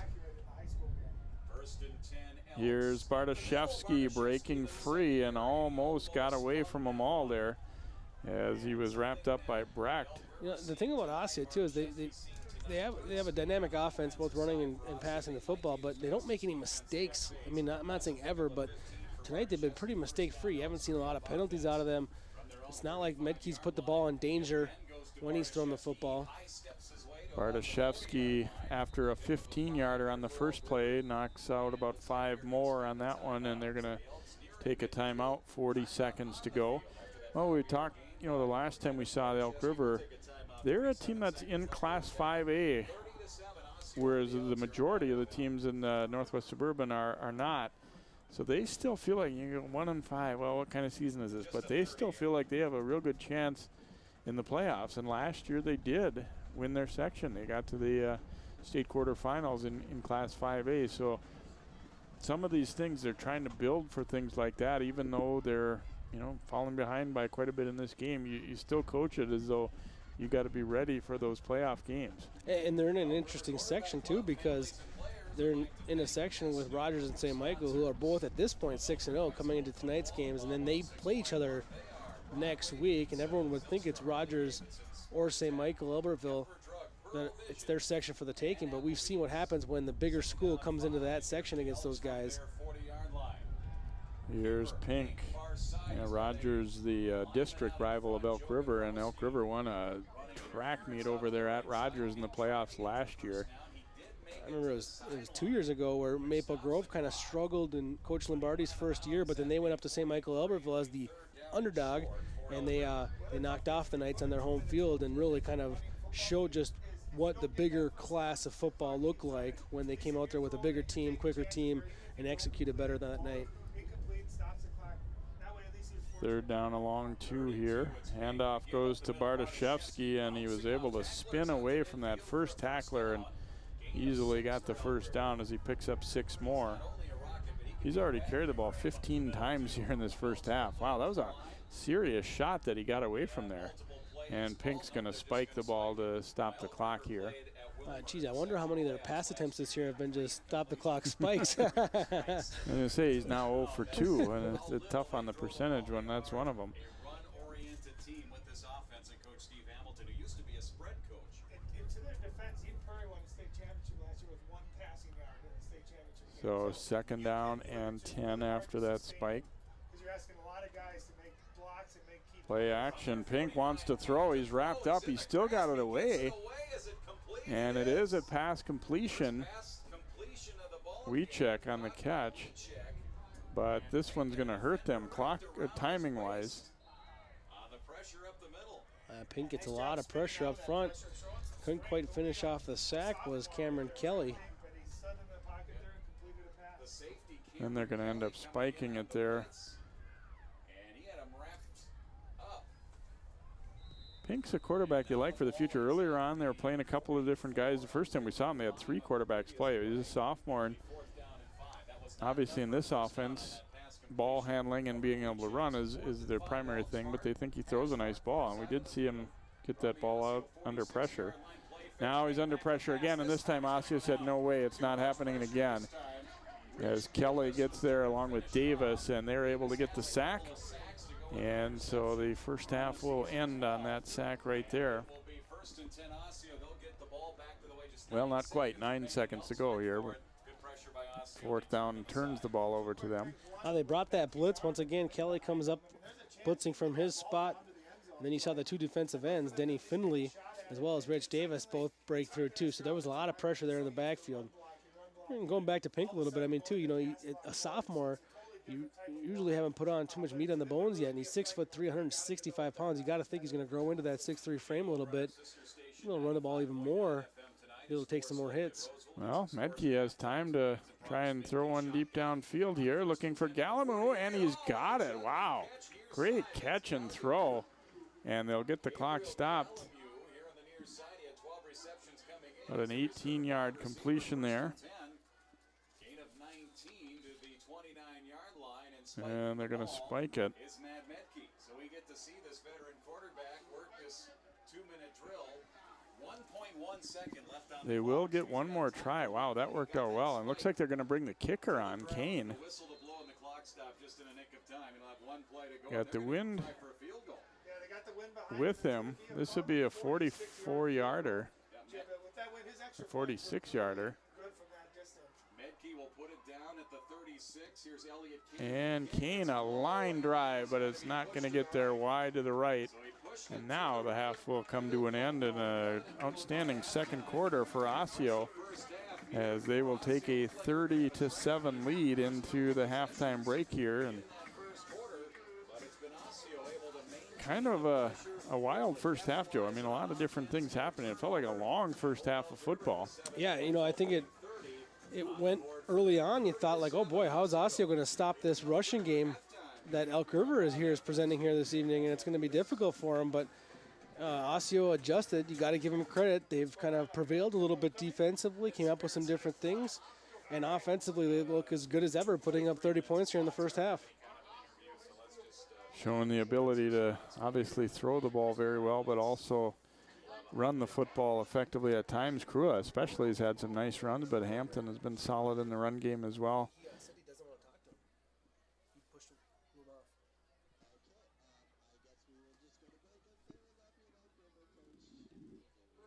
So 30-7 at halftime here for the Orioles. We'll be back with more of our halftime here in our second half for you coming up on 12 Sports.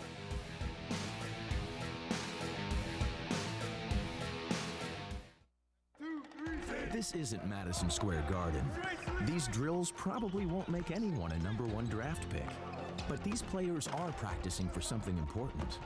While they work on their jump shots, they're also learning teamwork, discipline, self-confidence, how to deal with wins and losses. Skills that will make them winners long after they leave the court. Support high school activities in your community, because when kids take part, they get set for life. Channel 12's Community Corner puts the spotlight on your corner of the northwest suburbs. We want to talk about some things happening around the city of Maple Grove. New Hope's rinks are officially open. This is the spot for the Golden Valley Rotary Club. The City Council worked really hard not to have a tax increase. You can instantly upgrade your wardrobe with a few simple accessories. We're in Golden Valley today doing a little recycling. Rediscover your corner of the northwest suburbs every day on Channel 12's Community Corner. Maple Grove, New Hope, and Brooklyn Center. Channel 12 is your local source.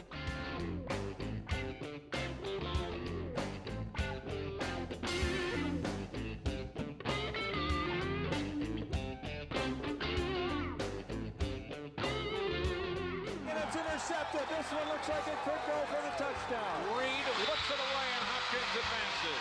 Hello and welcome to a new season of Sports Champ. Channel 12, your local source.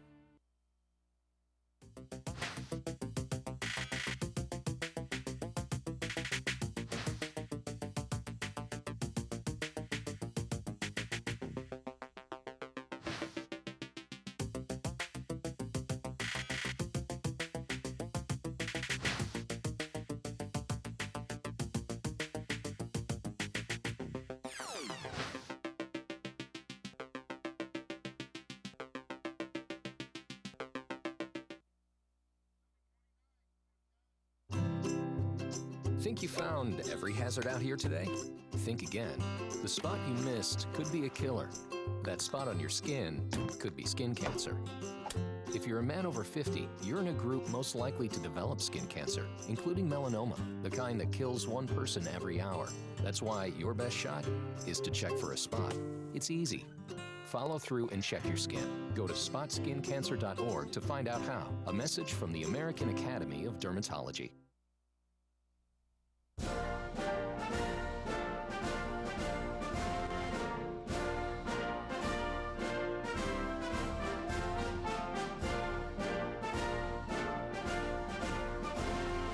Just a reminder, kids who participate in high school activities tend to go a little farther than those who don't.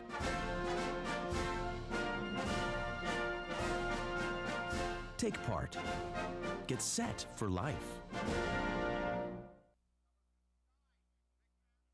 National studies show that students who participate in activities like music, sports, and drama not only have better grades and attendance, but they develop the character to handle adversity, the grace to accept defeat, and the self-confidence to start over.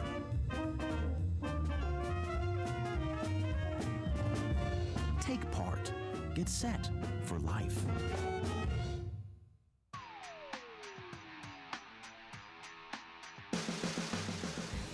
Welcome back here to John Hanson Stadium at Carlton Field at Osseo. The Orioles leading Elk River 30-7 at halftime, and we're going to go down field level now to John Jacobson. Number 68. Halftime at Osseo, 30-7. The Orioles leading Elk River, and Joe Molina, after that first drive by Elk River, the Elks get on the board. Maybe they're going to put a little surprise in Osseo, but the Orioles come back, get a couple of key fourth down conversions, and right after that they score on touchdowns, and they're on their way, and now they're up by 23 points. Yeah, you know, I think Osseo, what you saw them is the kind of offense we've seen all year from them, and that's two dangerous wide receivers that teams have really struggled with how to stop, because when you bring over the help to help them out, then you lose that run support from your safety position, and Osseo has shown that they can run the ball very well too. What I'm most impressed with though is the way Osseo's defense really reacted. I mean, Elk River marched that football that first drive, and we thought, oh boy, this is going to be a tough adjustment that Osseo has to make. They don't have the size, and their speed really doesn't come into play against this offense, but really they adjusted well, and they started getting much tougher up the middle. This defense has been good. Minnetonka, they gave up a lot of points, but Minnetonka's a very good football team. It's just been a surprise how good they have been, really on both sides of the ball. They lose Bridge Tussler, the player of the year last year, and they're on the verge of being 6-1. Yeah, I think just the success that Osseo's brought back, when you consider all the key positions they lost. Offensively, they lost some of the big names. They lost their starting quarterback and the all-state Mr. Minnesota football running back, and a guy who could catch the ball as well. And then they come out this year, and I think they probably have two of the best wide receivers in the area, and a quarterback that I think is probably making his stake for one of the best quarterbacks. And then defensively, they always impress me what they do, because what they do is they take their speediest guys, put them on defense, let them make plays, let them be the athletes that they are, and it's proven to be very successful. Next Wednesday, they'll close out the regular season against Tutino Grace. It was a great game last year. I would expect the same thing again 5 days from now. Yeah, I would love to be at that football game. Tutino Grace and Osseo, the way that they've done things the last few years, Tutino Grace has done over a span of 10 to 12 years now. Osseo's really figured out, I think, the last 5, and that would be a real signature victory for the Orioles if they're able to pull that one off. Class 6A playoffs. This is the second year of the Super Class. 32 teams, the biggest teams in Minnesota, including Osseo. They'll start play a week or 2 weeks from tonight, actually. So as the smaller classes get started on that Tuesday, the 6A doesn't start till Friday. How do you see Class 6A? Well, you know, it's interesting because the way that it's set up, after one game inside your section, you cross over, and that brought a new element last year, and we kind of all liked it. But then this year, with Osseo Maple Grove not playing the regular season, everyone's kind of wishing, God, it'd be kind of nice to see them actually fight for that section championship. But instead, there will be a crossover, and I think you're going to see a really good matchup in that second round. If all the favorites win in the first round, which you expect, you have a couple of scenarios playing out that could really happen. I mean, you could see potentially Maple Grove and Wayzata, which we all know why that one would be a big one. Obviously, the coaching situation between those two schools. But Tutino Grace, whoever they end up playing, when they cross over, they're going to end up playing a Prior Lake team that's been very good this year. They can end up playing against a Wayzata or Eden Prairie. It could be very good.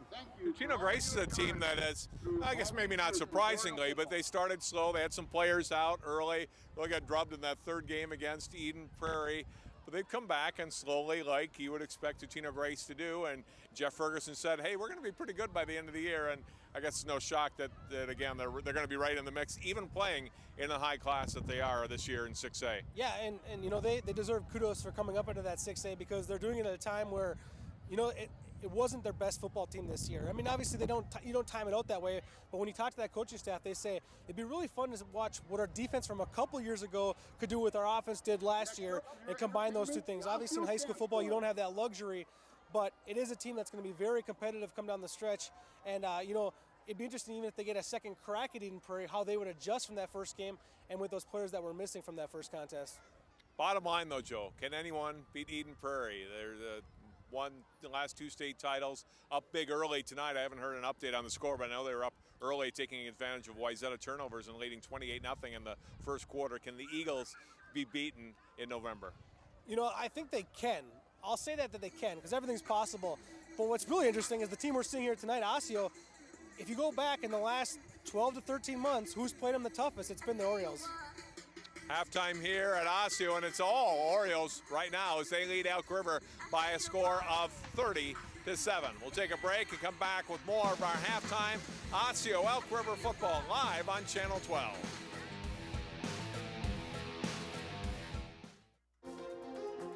A Brooklyn Park church received some unwelcome visitors this past weekend. Volunteers really do have their work cut out for them. They'll be inspecting 23,000 residential lots and city boulevards. The problem began when the railroad decided to increase the train's speed. In the process, they had to raise a portion of the track over here. Fire crews got a call around 4 Friday morning from a passerby alerting them to a deck fire. This time, little lob for Winicky, trying to go up and get it. Touchdown!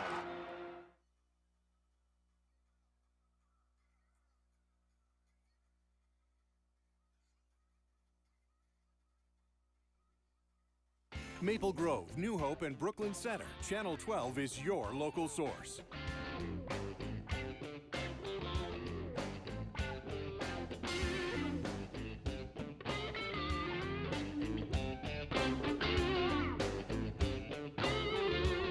Intercepted. This one looks like it could go for the touchdown. Reed looks it away and Hopkins advances. Hello and welcome to a new season of Sports Champ. Channel 12, your local source.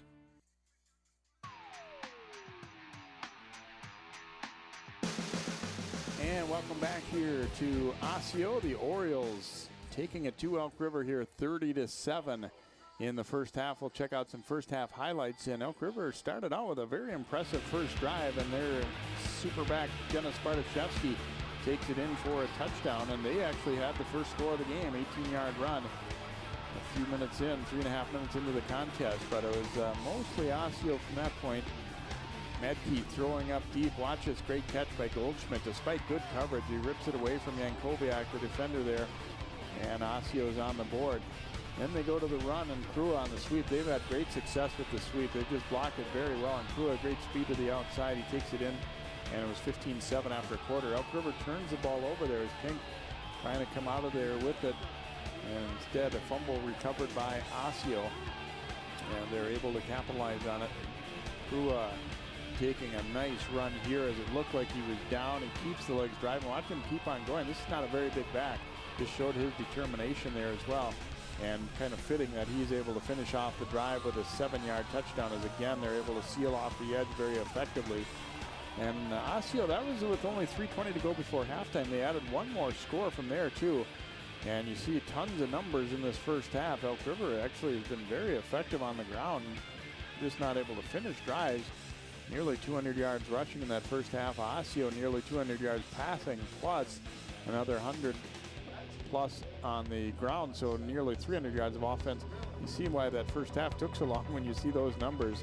But Osseo is in command of this one, and they will try and put a win away and get ready to play Grace for the conference title on Wednesday. Osseo 30, Elk River 7, our score at halftime. We'll be back with more here from the home of the Orioles on 12 Sports.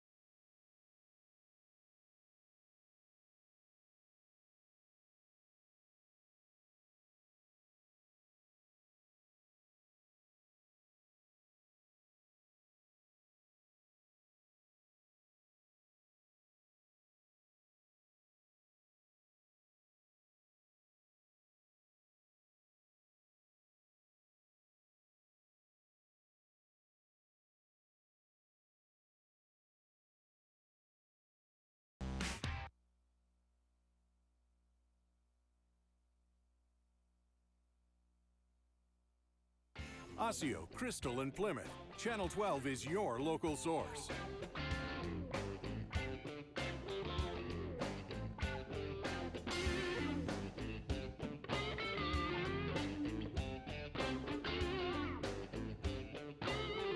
Intercepted. This one looks like it could go for the touchdown. Reed looks it away and Hopkins advances. Hello and welcome to a new season of Sports Champ. Channel 12, your local source.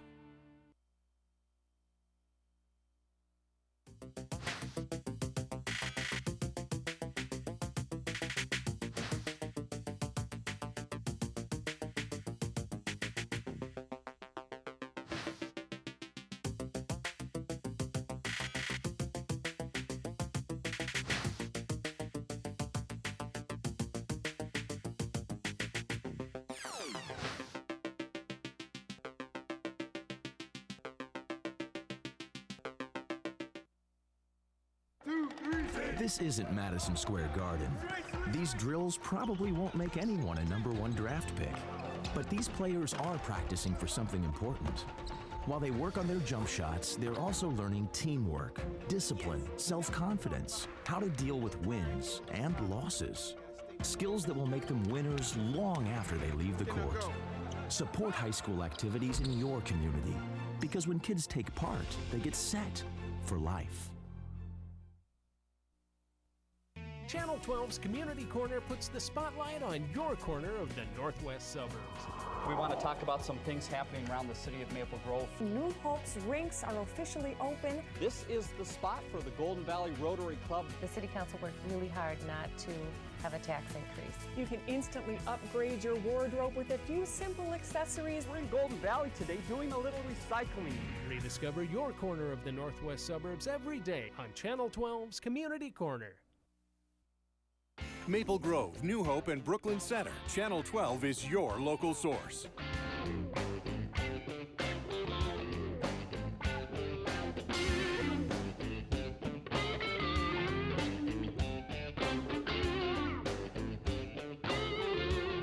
Intercepted. This one looks like it could go for the touchdown. Reed looks it away and Hopkins advances.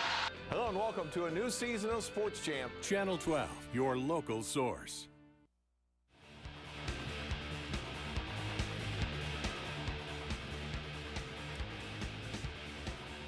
Welcome back here to Osseo. The Orioles leading Elk River by a score of 30-7 as we get set for our second half of football here on a very breezy night, but so far staying dry out there. Let's go down again to John Jacobson. Darren Lampker, Elk River scores first in this game. Catches you maybe a little off guard, but your team really responded well after that. Yeah, they've done that. You know, they scored first on Eden Prairie, first on Andover. It just takes you a while to figure that offense out, and wasn't very happy with our guys' intensity coming out. No school today, and you know, they're like little kids right away. They come out not focused, and then they turned it around, so I was proud of them for that. You got 2 fourth down conversions leading up to your first 2 touchdowns. How much confidence do you have in your offense that they can go out and execute those plays and keep drives going? Well, I have a lot of confidence in my offense and defense, so if we don't get it, I know our D hopefully can get a stop. And it's also a win. You know, what are you going to do, punt the ball for 15 yards? You know, you might as well go for it. Your odds are better, so that's kind of what we were thinking. Halftime, what did you talk to your kids about as you prepare for the second half with a big lead? Yeah, you have to have intensity right now because they could come out and lull you to sleep. They go and all of a sudden get a big drive here. They're right back in the football game. So we need to come out, shut them down. The offense needs to score, and hopefully that does it. Thanks, Coach. Thank you very much. All right, Jay and Joe, back up to you. Down on the ground. Thanks very much, John. And Coach Lampker is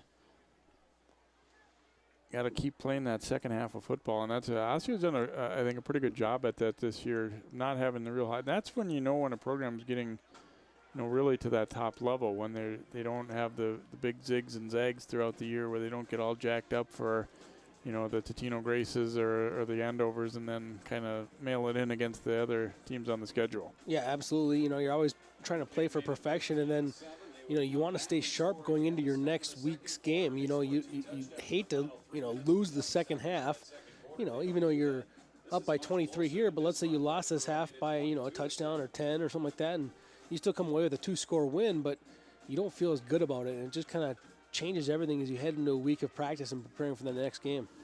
And for Osseo defensively, you feel great you've only allowed 7 points. You did allow just about 200 yards rushing in a half, though, so they're, you know, you're not going to just walk over and pat everybody on the back. There's still things to work on in that regard too, although they were able to halt drives and not keep them, you know, not allow them to take it in except for on that first possession for Elk River. Yeah, the difficult thing as a defense usually is what you do is you try to take away something from the opposition, and you know, obviously against a far inferior opponent you can just take away everything, but against a good opponent you try to take away something and you give up something else. And I think what they wanted to do is take away that middle game, but Elk River still successfully did that. So if you're going to really focus on something that Osseo would have liked to improve on, it was that they were still giving up rushing yards up the middle to the fullback, which that was an emphasis of their defense here tonight.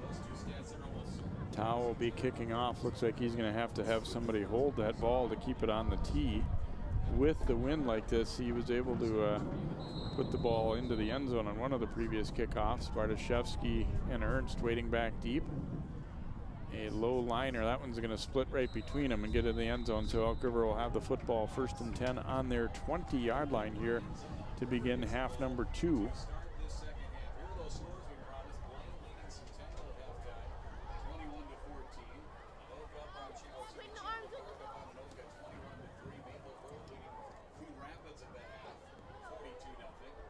Well, if you're Elk River right now, you certainly did a fair amount of good things offensively in that first half, but being able to put, the finishing touchdown drive. They haven't had great field position either. I mean, when you've got to drive 80 yards, that's a whole lot different than when you've got a 40, 50-yard field to work with. Handoff going left side, and not a whole lot of real estate available that time. First carry for Will Hoff. Hoff picks up 1 on the carry for the Elks.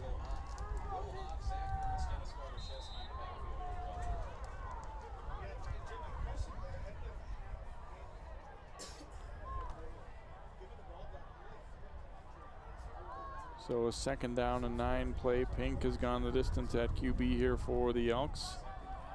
Gives off to Ernst on the right side, and again well defended by the Orioles.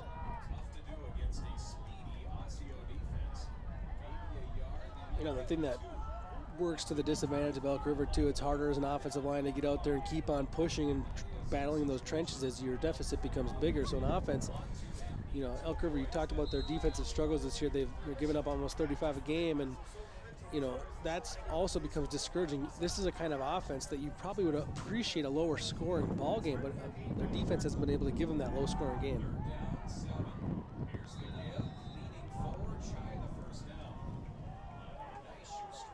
Not quite going to pick it up here as Bartoszewski will go to the 28.5, 29.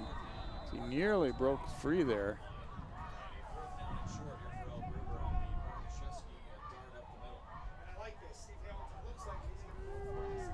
4th down and a long yard here for Elk River, and they have got the offense on the field.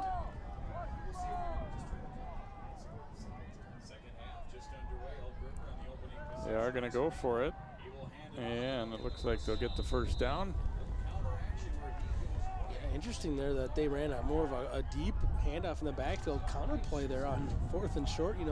Osseo came up and really packed it tight on the inside, but Elk River with the right play call, they go off tackle on 4th down, and good blocking up the middle, not allowing that penetration from the Orioles allows the Elks to pick up a 1st down. 1st and 10 from the 32 now for Elk River. Handoff going left side, and Ernst out over midfield. He's going to pick up about 18 and a 1st down here for the Elks. Ernst gets away pretty good. You see Cortez Stanley chases him down eventually, shows off his speed, and makes maybe perhaps either a touchdown saving tackle or maybe just a bigger play saving tackle, but a good blocking up front there from Elk River. They rolled the dice on 4th down, capitalized, and now here they are knocking on Oriole territory. Up the middle, Bartoszewski, and he is submarine down low on a strong tackle there. Stanley able to cut him down. Osseo's got a pretty good group of tacklers this year, and there have been a play or two that if it wasn't for a pretty sure tackle in the secondary, we might have seen somebody go the distance or at least a lot farther.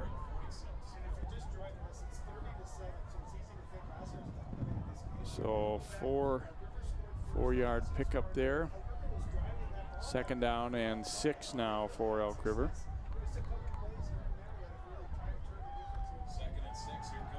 Bartoszewski takes the handoff and wrapped up there by Anyangor. You see Osseo's linebackers all coming up to the line of scrimmage there and blitzing essentially. Everyone just running forward as a defense. I mean, there's no need to be back on your heels at all against this kind of offense. It's these 3rd down plays here that Elk River obviously needs to move the chains or at least put him into an advantageous 4th down situation. 3rd and 4 coming up here for Elk River.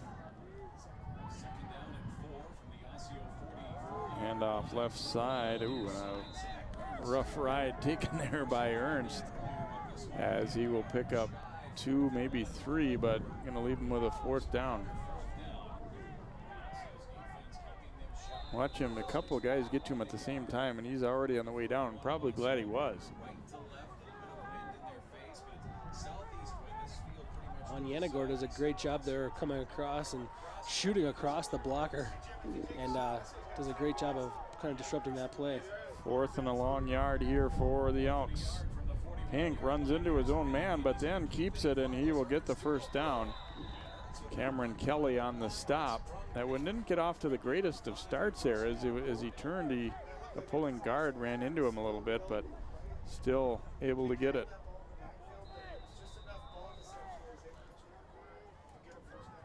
Pink looked like he had the decision to go to the outside there, but he tried to get north and south a little bit quicker, and it was a good decision, and it helped him get upfield for that 1st down. Yeah, I think if it's not 4th down there, you know, might color your thinking a little bit there. So 1st down here from the 37. Give off right side, and new back in there, Josh Hinkmeyer.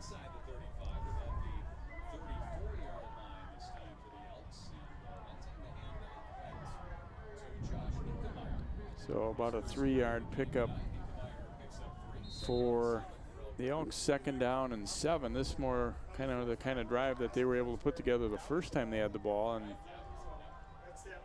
establish themselves a little bit more offensively again here. That's really been the strength of their football teams, their offense this year.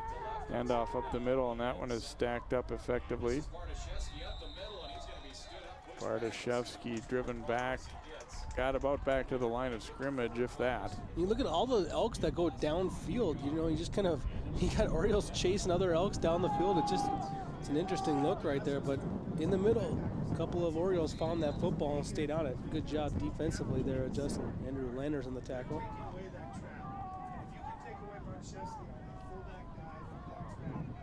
3rd down and 8 coming here. Pink keeping it. Pink cuts it up. Ooh, bounces off a tackle, and he will have the 1st down. I talked about Osseo being really good tacklers. That time they just tried to shoulder block him to the ground, and it didn't work. There's that 6'3" frame from Pink, maybe paying off a little bit.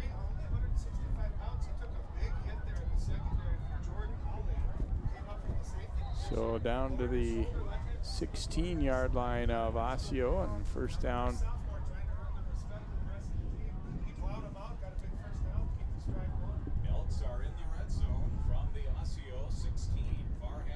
Pink turns and hands, and that one well defended. Larson is blasted right away on Yongor, and Brecht getting to him. Good penetration right across the line of scrimmage. Brecht came across there and kind of blew up the blocker, which kind of allowed him to shed that and get into the backfield and make that tackle. But just by blowing up the blocker, kind of slowed that play down, made a little log jam in the backfield. Loss for Larson on the play. 2nd down and 11 now for Elk River. Bardaszewski takes the handoff, and that one goes nowhere as Osseo able to stack things up right at the line. And Yongor again at the bottom of things. Osseo's trying to make some adjustments here, bringing Hildebrand in and kind of trying to get some new defensive guys in. And this drive is kind of carried on a little bit, and Osseo's defense might be wearing down for the first time since that initial quarter. Of late, they've done a pretty good job. Bardaszewski's last 3 carries, 1, 0, and 0. 3rd and long coming up here for the Elks. Pink looking to throw. He has time, but it runs out. And he is sacked. Oh, but a late flag, a late hit, as they piled on to Pink after he was down. So Osseo gets the sack, but they're going to cost themselves big time with that penalty. Pink only had 1 receiver downfield, and he was really double covered. So there was nowhere to go with the football. And, you know, he just kind of couldn't make a decision. His only receiver down the field never really got open. It was Austin Larson. You see the late hit there come at the end of that play. Yeah, and you know, at first I thought, well, maybe he was just kind of falling, but this one had to be called. It was definitely late.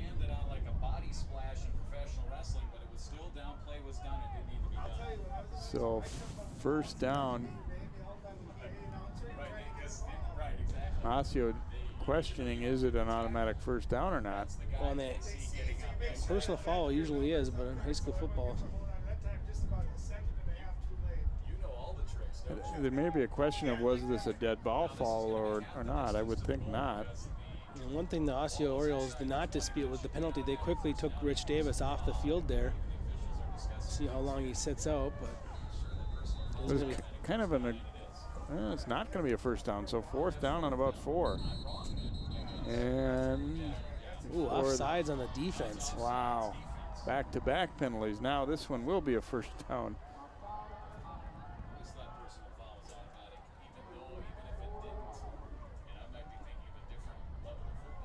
So this will push them inside, just inside the 5-yard line now. First down, goal to go coming up for the Elks.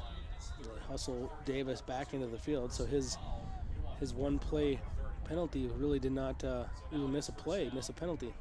Pink keeping it. Pink fumbles it, and it's up in the air, and the Orioles have it. Osseo has the recovery. Recovered by Jordan Hawley.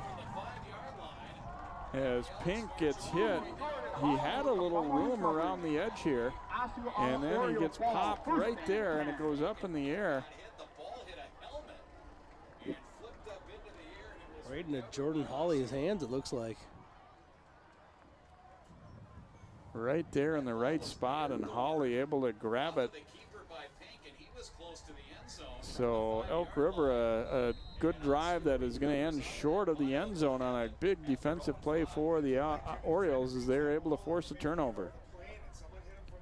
Medke turns and hands it off. Here's Hampton out to about the 10. Fumbling has to be one of the major stories surrounding this Elk River team this year, because it's just been a major problem for the Elks. After just such a great drive. I mean, they got that ball deep in their own territory, marched the length of the field, and have no payoff whatsoever. And even that last play was effective. He had gotten to the edge and looked like he was not going to get in, but get pretty close. He made the right decision in keeping the ball, but ends up fumbling. Medke rolling back into his end zone. He's in trouble. Now throws it away. This could be grounding, and it would be a safety if that were the case. Doesn't look like that's going to be the case, though. He had his tight end, Riley Phillips, working his way back to the football. It still lands 10 yards away from his tight end, but that's where he was going with the football. You see Riley Phillips in your screen right there at the 10-yard line. You got to believe the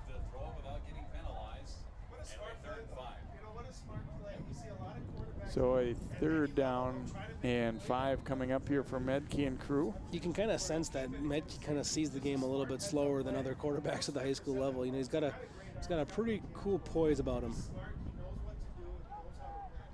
I like from talking to him, he's got a good mix of confidence without being like unrealistically confident or overconfident. Here's the toss out to Hampton. They've been great on sweep all night long, and here's Hampton. Ooh, he almost got away. The big guy Van Epps got over there and tripped him up, and it looked like that one might have possibilities of being one of those long distance jaunts there for Jamin Hampton. See if they don't kind of get away with a little bit of a hold on the outside there. Connor Kittleson kind of close the way he worked the jersey on the outside, but that ball's run to the Osseo sidelines, and usually it's more difficult to throw that flag in front of the Osseo sidelines than if it were run on the opposite side. So out to the 20, they've got a little breathing room now, courtesy of that first down.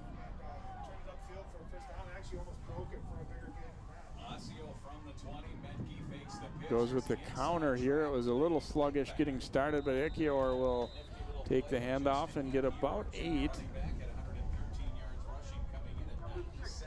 You see the nice little kick out there as they leave the big defensive tackle, Garrett Van Epps, unblocked, and then they try to kick him out on that trap play. Well ran there by the Orioles. First time tonight I think we've seen that from them. Good mixture. 2nd and a couple now for Osseo as they get that big defensive stop, and now trying to put together a march of their own. Handoff back to Krua. He shakes the tackle. Krua keeps the legs driving and reaching that ball out. He wanted extra yardage there, and he'll get out over the 40 for a first down, about a 13, 14-yard pickup. You know, with his play here tonight, he's earned a lot more carries late in this season. I'll tell you what, look at that spin move in the hole. Bounces it, kicks it, puts the ball back into his outside hand, does exactly what you ask your running back to do, and then continues to work for every yard upfield. And does so without taking a big hit at the end. On the 41, play action. Medke's in some trouble now, steps up through it though. Wide open is Riley Phillips, and he missed him. He got so excited that he had his tight end wide open. He tried to throw it right to him on a line. Watch this block by Ekior, number 6 for Osseo. That's just a great block to free up Medke. Now, it doesn't go for a completion, but if it does, you'd have to really thank number 6, Ekior, because we've seen him do a lot of intangibles here tonight. He's got the ball in his hands a couple of times, but it's really all the little things he's doing without the football that really have stood out and make this Osseo offense tick. Second down and 10 for Osseo, an adventure-filled play last time. It looked like it might be a sack, and then a wide open receiver over the middle that he couldn't connect with. Back to the ground they'll go, and it's Krua getting around the right side. Meets up with Larson and keeps on going, and then the ball comes loose late. Looks like they're going to rule it down. Are they? Elk River's thinking they've got it, but I think the whistle had sounded. Well, I don't think they recovered it in bounds either, so that would have been a difficult notion as well. Fighting for extra yards, and this time it kind of cost him. Ooh, it was close. Yeah, I think actually could have made an argument for staying in bounds there. The forward progress looked like it was almost coming to an end there, but he might have learned a little lesson there and not sticking that ball out when you're wrapped up. And again, a misplay in the backfield, but Medke, no matter, he's going to run. Let's see, it looks like he should have that first down into Elk River territory, as he'll pick up about 5 on the play. And you see the back was not on the side he was expecting, he and Krua, but Medke calmly goes over and gets it. That's the kind of night it's been for Elk River. A broken play for Osseo results in a first down on third down, and then you got to think about the biggest break in this game. Maybe a major changing point really was that kickoff when the ball game's 8-7. Osseo kicks off after their first score, goes right off the front line back into the hands of Osseo. First down from the 48 out to Riley Phillips, and he'll be knocked down at around the 40-yard line, so a nice gainer. We go under a minute to play here in this third quarter. The way that they roll out Medke also gives him more protection, and that's another thing that makes him look so cool and calm as he throws the football out there, as he knows he's got the time because he's got a real deep drop, but he's also rolling out and they kind of have a wall of protection. It's not just a simple couple-step drop into a pocket, because that eventually collapses, especially at the high school level, but they roll out and they protect them well. Second and about 3, play action again, great time. Medke throwing for Kittleson over the middle, he's got it, and that'll be a touchdown. Medke to Kittleson for his second score of the night. This one covers 40 yards, and any hope of the Elks trying to get back in it really goes by the wayside there. Kittleson a lot of times has defenders right there on his hip, but he has a kind of strength about him that defenders kind of just can't stick with him, and they fall off. And you saw Ernst there on the coverage, and Ernst actually hit the turf afterwards and got up a little bit limp afterwards. Kane on to attempt the extra point, and his kick is through. So with 16 seconds to go in the third, it becomes 37-7.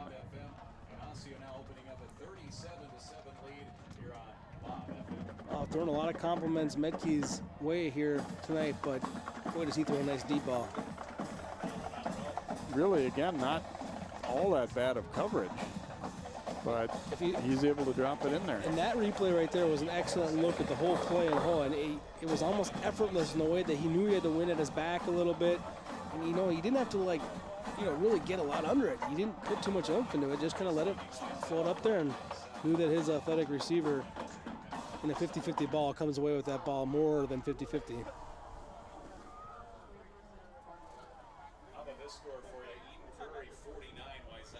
So Tao will kick off here for the Orioles late here in this third quarter. Okay, Gophers, I'll give you 20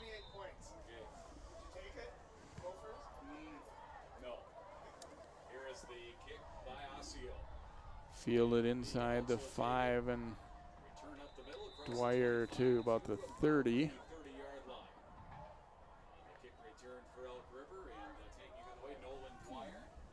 Well, if you're Elk River, you know, the last drive you had was a great drive until the end. They fumbled inside the 5, and it's I think not only been the story of their night tonight, but in some ways of some of their season. I mean, they just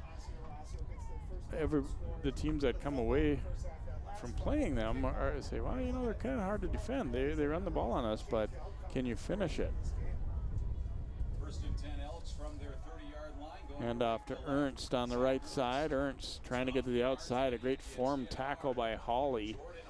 Got him around the waist and drove him backward, and the third quarter is going to come to an end, and Osseo is in command.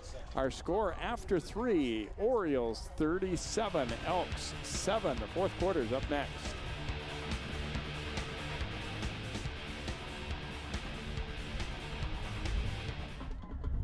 Osseo, Crystal, and Plymouth. Channel 12 is your local source.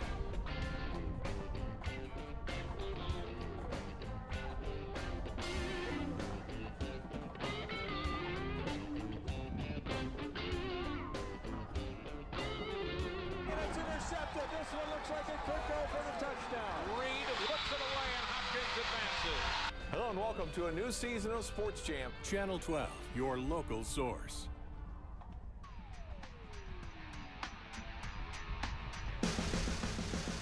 And welcome back here to John Hanson Stadium at Carlton Field here, home of the Osseo Orioles, and they are up big on Elk River 37-7.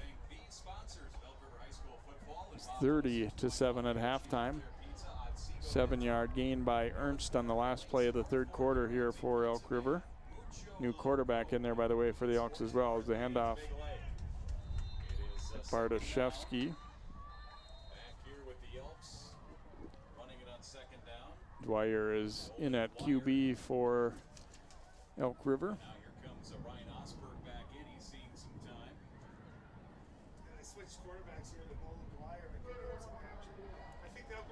Third and 1 coming up here for the Elks. Well, they were close on that last drive. 3rd and a yard here for the Elks. Again, Dwyer now running the offense with that full house backfield. And they get an early start there on the left side. I think the first movement came from Osseo. I think one linesman saying Osseo, one saying Elk River, so they're going to conference here, Jay. Osseo was the first team to move. And whether they crossed the line of scrimmage or not.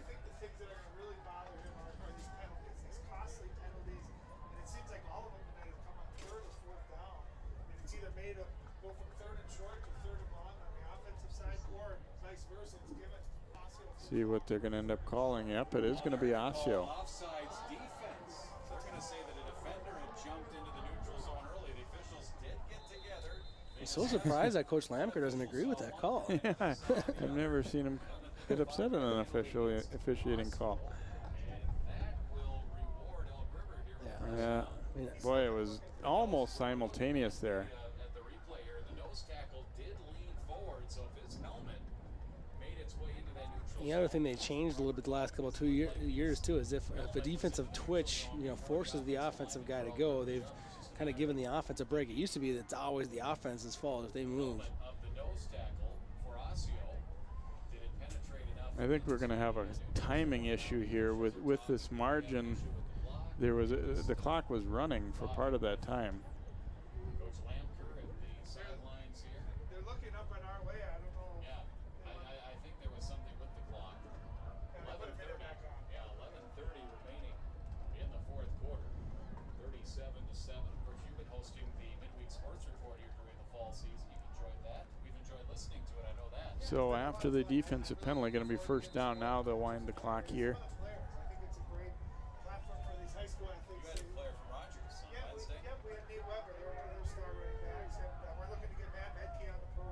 Handoff going to Hoff on the left side, and Hoff has a big hole.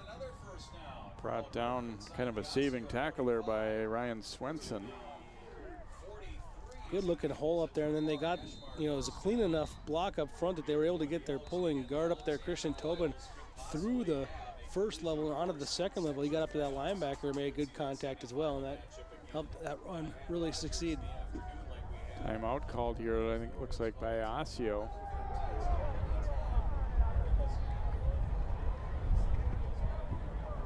(37-7).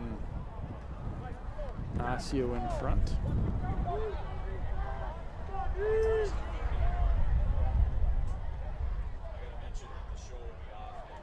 Be interesting to see what how Osseo is going to match up with Tino Grace in that last regular season game. Man, that's going to be a good one because Tino Grace, the way they execute on offense, they're going to, they have the kind of offense that can keep the Osseo offense off the field. And they're going to put that Osseo defense to the test. Speed versus speed in that game, too. Both teams really utilize that speed up front.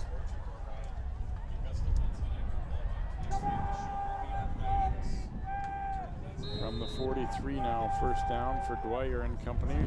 Hand off to Hoff again, left side. And he will pick up about 4 or so on that play.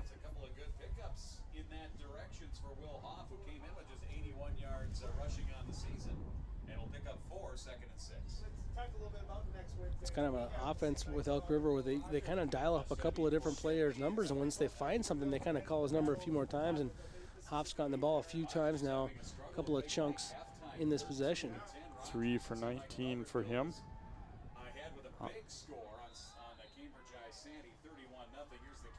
And Dwyer running it this time. And he will lose a yard, it looks like, on the play.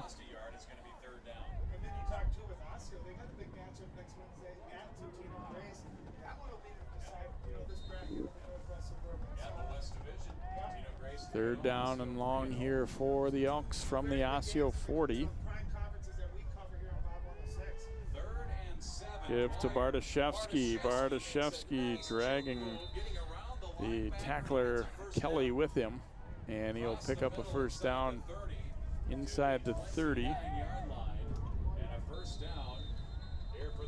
Osseo's really solved the Bartoszewski puzzle for the most part here tonight, but every once in a while he springs through and gets a pretty good gainer, and that one is one of them right there.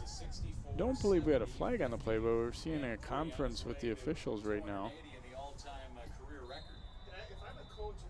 Now they'll wind that clock again as if you limit those big plays and you make Elk River go 15 play drives, I think that's where you can make them make a mistake. It's Dwyer giving it off to Bartoszewski as he sprawls forward. Picks up about 4 on the play. The one thing we never really talked about tonight is for the officials, I think keeping an eye on which back has the ball sometimes can be a little bit of an issue too. You don't really think about that part of it so much. No, you got to think it's probably something they talk about before this game. They probably have to know a little bit what type of offense it is and how you officiate an offense like that. 2nd and 6, and here is Dwyer keeping it around the right side, and he will be knocked out of bounds around the 15.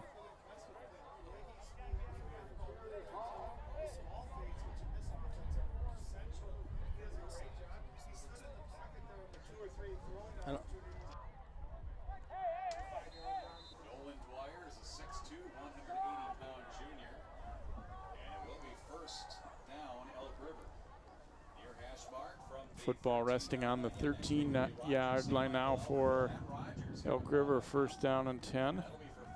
Bartoszewski taking the handoff. Wrapped up a little bit short of the 10, or around the 10-yard line anyway. He's just almost trying to hide there among the middle of that line and then burst free, but the Orioles were ready for him. You're seeing Cameron Munson get in there at the defensive tackle spot. He starts on the offensive line. They brought him in here kind of because of the way that Elk River was moving the football. He started off the season as a tight end, moved to the offensive line. Now he finds himself playing some defense. 2nd and 8. Here's Bartoszewski.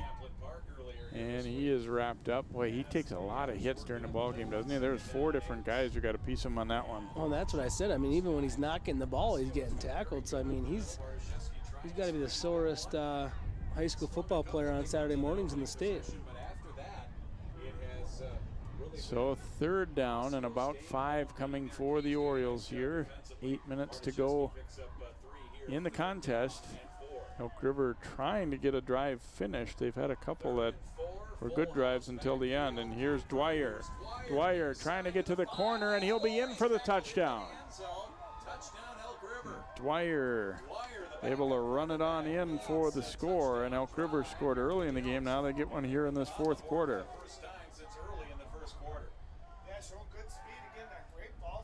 Well, Dwyer lobbying for some playing time at quarterback, did a really good job of orchestrating that drive and called it and ran the keeper pretty well. And I think he maybe even more importantly is he handled the center quarterback exchange and all the fakes pretty well on that drive. No fumbles, no balls hitting the turf. Larson coming in for the extra point. Doesn't look like they have 11 guys out there though, and they're gonna have to use a timeout. You could just move it back 5 yards and kick it. It was a 13-yard run by Dwyer, pending extra point coming up here. Quick little timeout. Elk River needing to call that timeout. They only had 10 players on the field. So something got lost in translation there. I don't know if there was maybe an injury that takes a player out of your PAT team or whatnot, but Even if you're down 30 points, you have to be focused. guys enjoying this one from that couch down there on the track. Great school spirit at Osseo. Sure, having a winning team helps, but they seem to always support their teams, and not just football either, the other sports too. It's probably because they're not one of those Johnny-come-latelys that you complain about. Yeah, exactly, yeah.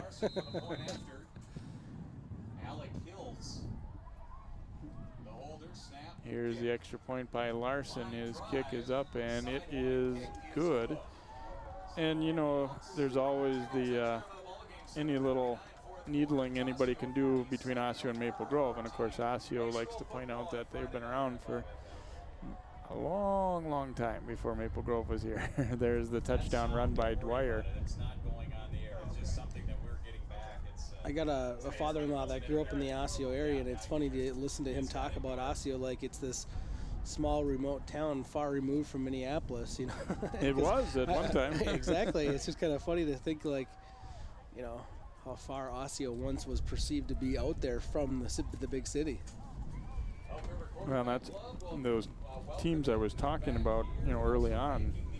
You came out this way, and that's all there was Osseo, there was Anoka, there was Elk River. They've been around for a very long time, and there wasn't a whole lot in between.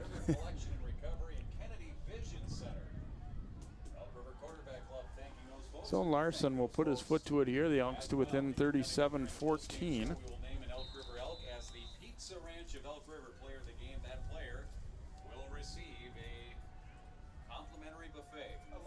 See if they might think onside here. It doesn't look like it though. They're going to drive it deep over the head of the return men and into the end zone. So we will get a touchback, and Osseo will get the football at the 20-yard line. I'm sure the Orioles right now, to a certain extent, would like to have kind of salted this one away and, maybe be able to sit Medkey for the last half of the quarter or whatever. But it's just close enough that you maybe don't quite feel like you can do that yet. I always get so hungry when I do broadcasts with you, Jim, because our sponsorship and it's great food. And it makes me want to go buy new tires and get my eyes checked. All these great sponsors. That's why you never do a broadcast on an empty stomach. First and 10. Handoff going to Hampton. A big gainer here. Hampton to the outside. He might go down the sideline. They had the angle on him though and run out of bounds by Michael Dawson for the Elks. And a pickup of about 37 yards for Hampton. This one just had the look of, it's going to go. Hampton shows that nice ability to make a cut and still remain north and south. Kicks to the outside, gets upfield in a hurry. And Hampton is so important in this offense. You don't call his number all that often when things were ticking in the offensive passing game, but he's the one that really keeps that passing game going because he keeps defenses honest. They go to Hampton again, and this time lowering the shoulder behind that line. And Hampton, I think that's right there is something that he's had to learn too, that sometimes that a 3-yard gain is a good play in terms of keeping your offense on schedule. And you'd like to cut it to the outside and show off the speed at all times, but sometimes you got to do that too. Absolutely, it puts their offense in such good shape when they're dealing with 2nd down and 5, and defenses are having to think about, whether it's going to be the slant or maybe a deep ball. So much to defend. This time, Ekiyor taking the handoff, and he will be very close to and may have. It looks like he will have a first down. About a 6-yard pickup there, and Ekiyor is about like the 8th player on their offense now. He's touched the ball a couple of times, but there's about 8 players touching the football in this dynamic offense too. You have the tight end, a couple of different running backs, and obviously the receivers. 3 different receivers have caught receptions tonight. So on the 33-yard line, first down and 10 here for Medke and crew. They'll go right up the middle to Hampton. Pickup of 3 or so.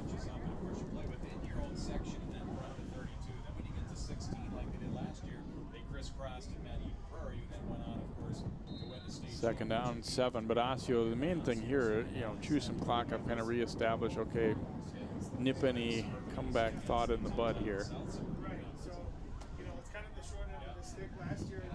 Doesn't appear that the wind is really letting up much as the night goes on. It's whistling through the press box right now. Medke will turn, hand it off to Hampton again. They've been able to get to the edge pretty much at will tonight. Nice form tackle there by Jake Buell. Keep an eye on number 60 here, Alex Peterson, and the kind of block he gets downfield. Look at Peterson, push, push, push. Nice block there from the lineman. It's a great feeling when you get a guy, you lock onto a guy and he can't get away, and that's lineman's dream right there. I mean, sure, an immediate pancake's probably your ultimate dream, but that's fun putting a guy on wheels too. I don't know why I'm saying that like I would know. Joe would know. Here's the handoff, and it goes to Krua. All kinds of room on the left side there, and he's down to near the 10-yard line. Easily gets the first down. I think you're just talking about your experience pushing John around the office. Well, yeah, that's true. Gets on the chair, and they run him through the hall. I really liked every time Prince has touched the football here tonight. He's making things happen. I think we've heard about, kind of heard rumblings throughout the season of how special this young sophomore is, and now you're starting to get to see it. And he's went the wrong direction, I think, at least one time here tonight in the backfield, so he's got to learn some of those nuances of the game a little bit, but he makes some things happen with the ball. Back to Hampton. Hampton struggles forward to about the 9-yard line as he's wrapped up and dragged down by Alec Hills. And they asked their tailbacks to block for each other, too. That time it was Prince blocking for Hampton. He got a nice little block on the outside. Now from the 8-yard line, second down, about 7. They can make a first down before reaching the end zone here, but using that clock up is as much of this drive as anything here. How about the difference in playbooks between these two offenses and how many different plays Osseo uses compared to an Elk River? Toss back Hampton. Look at that wall. Wow. Even I could have walked through on that one maybe. Hampton easily in for the score. Coach Lamper likes to do that. He runs those sweep plays to the short side of the field. Here they are on the left hash mark. A lot of teams you want to run to the wide side of the field because you want to use your speed to get to the outside, but I think he likes that short side. He likes to kind of power it up and then block it really well, get the defenders all on the opposite side. Hampton's first touchdown run of the night, he came in with 7. That's his 8th of the season. Kane on to attempt the extra point here for Osseo, so they really, I don't know, you quite want to say scoring at will, but for the most part, I mean, when you're putting up 44, they've been able to do whatever they wanted here offensively all night long. Yeah, the offense has really clicked along. I mean, maybe stopped in their first possession, and there was maybe one other punt in the game, but for the most part, they've done what they wanted here tonight here offensively, and obviously with 44 points on the board and really not being in any hurry in the second half, they've looked quite good. I think they look primed and ready for that Totino Grace matchup. Well, we touched on it a little bit tonight, but you got to give a lot of credit to the way this O-line blocks both. A lot of times you'll find guys as a group that are pretty good at one or the other, as a pass block unit or as a run block. They seem to be pretty solid at both. Medke, now I guess when you have artificial turf, you don't really talk about keeping his jersey clean as much as he did in the old days, but he's not taking many hits tonight. No, he doesn't take really any hits. I think a couple times, you can attribute it to his protection, but he also is pretty good at getting rid of that football and making the smart choice and kind of eluding pressure. But he's pretty cool and calm back there, and it helps when you're being protected well to feel that way. Blue division is the big schools, red division the small schools in the Mississippi 8 Conference. Tao, and this time he didn't hit anybody with it as he kicks up the middle. Here's Miller taking it, looking for some room, and out to the 34-yard line. And it will be first down here for the Elks as they get the ball back with 3:57 remaining in the contest. Well, I know you saw this a couple weeks ago when you did the Rogers Cambridge Isani. That Rogers team, they got about 4 different running backs that can score. They think they're going to score every time they touch. There's a look at somebody watching on their mobile device, I think is what they call it, right, Joe? That is a mobile device with a Twitter icon in the far upper right corner too. That's pretty cool. I'm watching the game too right here with my phone. Elk River closing up at home against Park Center next week as they complete their tour of the 279 schools as they hand off going left side. Hinkmeyer handling it for the second time tonight. As you take a look at this replay, Elk River had just a brutal schedule this year. They played at Eden Prairie to open up their season, and they lost 56-17. But then the teams they played in the Northwest Suburban Conference, they played a better Centennial team this year at Maple Grove. Andover was very tough early on in the year. They've lost a couple of games since, but they lost to Andover as well. Handoff going up the middle, and a nice gainer there. Handled by Matt Merkling. As well as Osseo now subbing down. They also played Tino Grace. You're looking at, they played 3 teams in their conference that are undefeated in conference plays. Take a look at the end of this run. And then they played Eden Prairie, who of course is the defending state champion and undefeated as well. And putting one on Wayzata tonight the way it sounds. And off up the middle again here, and Merkling not going to go nearly as far this time. Well, it was 2 years ago that I'm sorry, make that instead of 36, that was 26, Daniel Gebhardt. Osseo injured player down on the field. 2 years ago, Wayzata had beaten Eden Prairie in the regular season, entered the Prep Bowl with an undefeated record, and it was Eden Prairie who came back in the revenge game and won that state championship. So Wayzata now not losing a close game like Eden Prairie did that year, but still would have to have that maybe in the back of their minds as a hope to accomplish that. Obviously, things can happen, but boy, it sure appears like Eden Prairie is en route to another championship, doesn't it? I mean, they pulled away and put Minnetonka down with 3 touchdowns. They're taking it to Wayzata tonight. Even some of the better teams around have not been able to give them a game. Hey, Coach Grant had kind of mentioned earlier when we covered him on Channel 12 for the Tino Grace game about, this might be one of their better offensive lines. It's not like these big offensive line that he's had in the past, D1 recruits and stuff like that, but just a good solid line. But their 2 running backs, too, are just perfect for Eden Prairie football. They have a fullback that runs the ball up the middle and gets at least 3-4 yards every time. And then their tailback goes 225, and he's super fast and athletic. And so they got 2 running backs over 200 pounds who are bruisers and tough to take down. Anyangor, who's had a good game for the Orioles, limps off with a little bit of an injury there. So second down and 7. Handoff up the middle. And Gebhardt taking the handoff again for the Elks. That's the one thing, you get this margin. You don't want to get anybody hurt late in the contest, and that was really, I think, the first guy that we've really seen limp off tonight, which is a good thing. And it's always nice when the cooler temperatures happen second half of the season. You don't see as many cramp timeouts as well. I mean, first couple weeks of the year, you're always seeing at least 5 to 10 stoppages per game just dealing with cramps. Handoff going right side here, and that one didn't go for much as Tristan Smith taking the handoff, and he is pounded by Jacob Beck. And Beck was the only player that really read that play, but he read it well enough to make the tackle single-handedly and made a nice stop. So it's going to be 4th down and 2 coming up here for Elk River. The record of the teams that have defeated Elk River this year. That's how tough their schedule has been here this season. 4th down and a couple. They go for it, of course, here. Kept by Dwyer, and Dwyer down the sideline. Wrapped up and driven out of bounds at about the 14-yard line as he'll pick up just over 20 on the carry.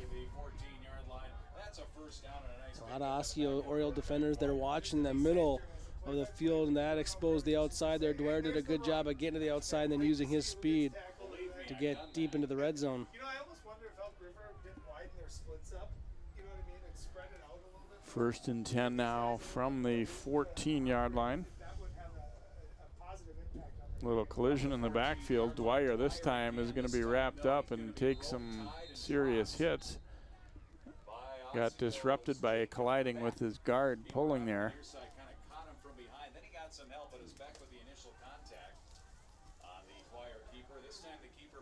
Beck got on him early and kind of went for a little ride at 140 pounds. Beck's not the biggest guy in the world out there, but wrapped him up good, but just didn't have the strength to kind of muster him down.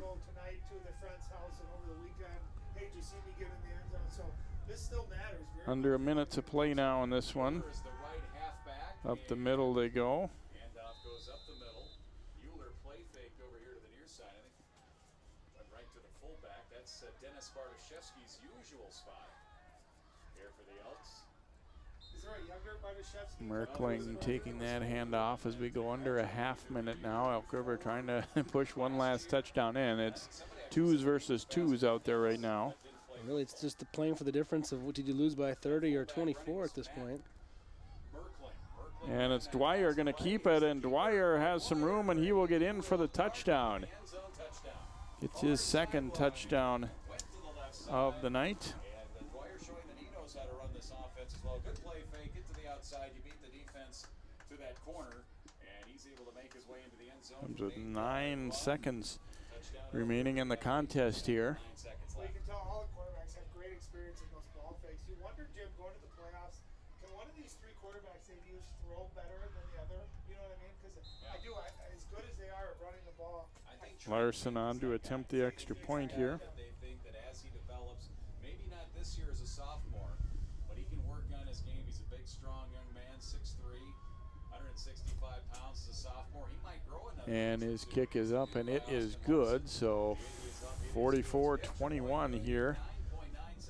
Take a look at Dwyer's 2nd score of the night. Put the ball on his hip a little bit, hit it, and could have just kind of tiptoed into the end zone. He wanted that contact, Jay. He kind of cut back there and got tackled deep into the end zone.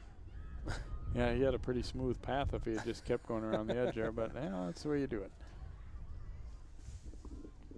And the thing is, for these guys, we're, to all the fans and to us right now, it's kind of like, well, this is kind of meaningless. But for the second group of guys, this is, they work hard all week.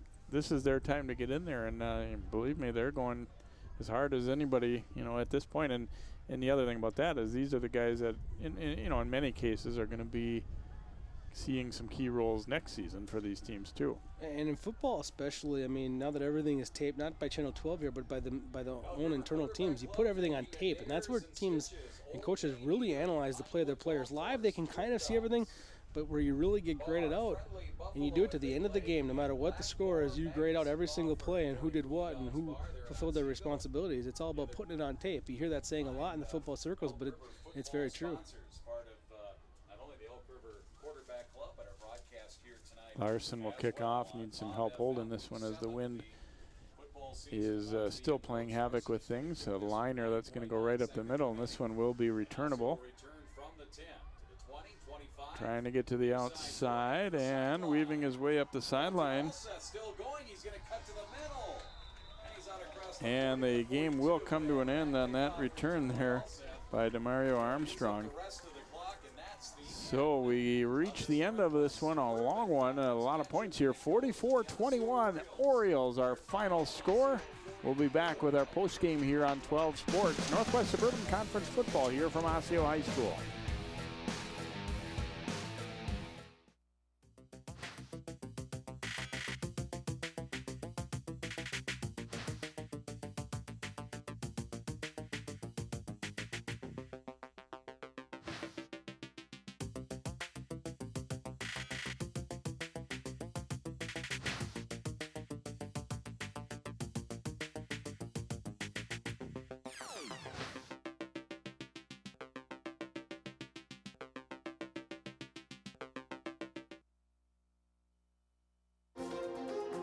A Brooklyn Park church received some unwelcome visitors this past weekend. Volunteers really do have their work cut out for them. They'll be inspecting 23,000 residential lots and city boulevards. The problem began when the railroad decided to increase the train's speed. In the process, they had to raise a portion of the track over here. Fire crews got a call around 4 Friday morning from a passerby alerting them to a deck fire. This time, little lob for Winicky, trying to go up and get it. Touchdown!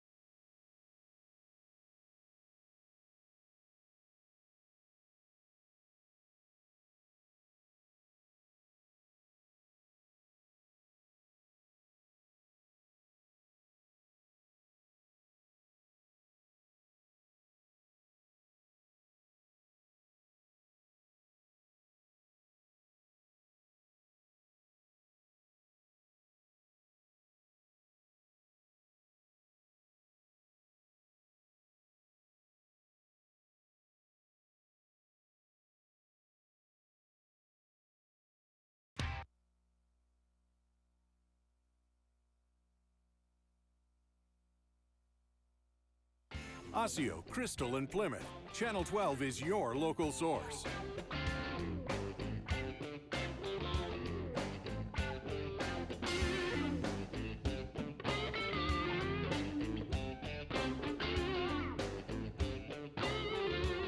intercepted. This one looks like it could go for the touchdown. Reed puts it away and Hopkins advances. Hello and welcome to a new season of Sports Champ. Channel 12, your local source.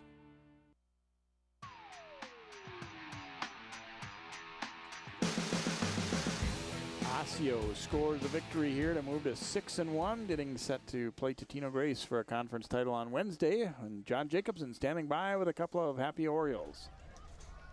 Thanks, Jay. The Osseo Orioles, another win. They go to 6-1 on the season, and two of their outstanding players have joined us now on the post-game, Cameron Kelly and Josh Goldschmidt. And Josh, talk about this offense and how much fun it is to play with this group of guys this year. Oh, it's a blast having a quarterback like Matt who can just throw the ball wherever, and he's always accurate, so you know it's going to come to you. And just like a strong running game that really gets lost, I feel like. And it's like that opens up the pass game for us so much, and it's just a blast. You know, before kickoff, we were talking about the wind and how that might affect the passing game. You guys come out and throw right away. It didn't seem to bother you. No, it really didn't play that much of a factor. Coach just said we're going to stick with what we've been working on the whole week, and I felt like we came out and threw effectively. So you talked about that running game. How much more is that developing for you and making you better overall as a team and an offense? Oh, it makes us so we have two dynamics. So say if one game, the pass game, they're doing good against us, then we can just come out and run. And honestly, it's hard to stop both. So finally, next Wednesday, Totino Grace. So what do you know about the Eagles? Not a whole lot. We'll be watching quite a bit of film this weekend and upcoming couple of days. So it'll be fun to get out there and play for the conference title. Congratulations on the win. Enjoy the weekend. Thank you. All right, Cameron Kelly, and your defense I thought has been outstanding this year. They get an early score on you tonight, but after that, you held them pretty well. Yeah, we really focused on picking ourselves up. We said we knew they were going to score. They scored on great teams like Eden Prairie and Totino. They just run the ball. We knew they were going to score, and we knew we were going to have to keep our heads up and not get down on that. You've been watching tape and watching film. How hard is that offense to adjust to playing defense on when you first see it when the game starts? Oh, it's ridiculous. You think you have it when you see it on film and practice and stuff, but it's totally different. They know what they're doing. They work hard on it, and they're doing a great job there. But we had to pick up some big guys for our defense. We had to get some D tackles who usually don't play to just ram into that center. And obviously it forced a couple fumbles tonight, so our defense did great, and we worked a lot on our film and stuff, and it went well.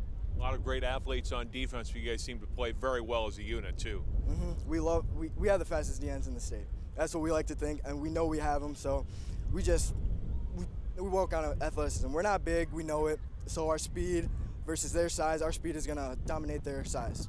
Chance to play for the conference championship Wednesday. How exciting is that? Oh, we are so excited. We can't wait. Totino Grace is a good squad. You know, they got us last year, but we're working on it, and we know we can play with any team in the state right now.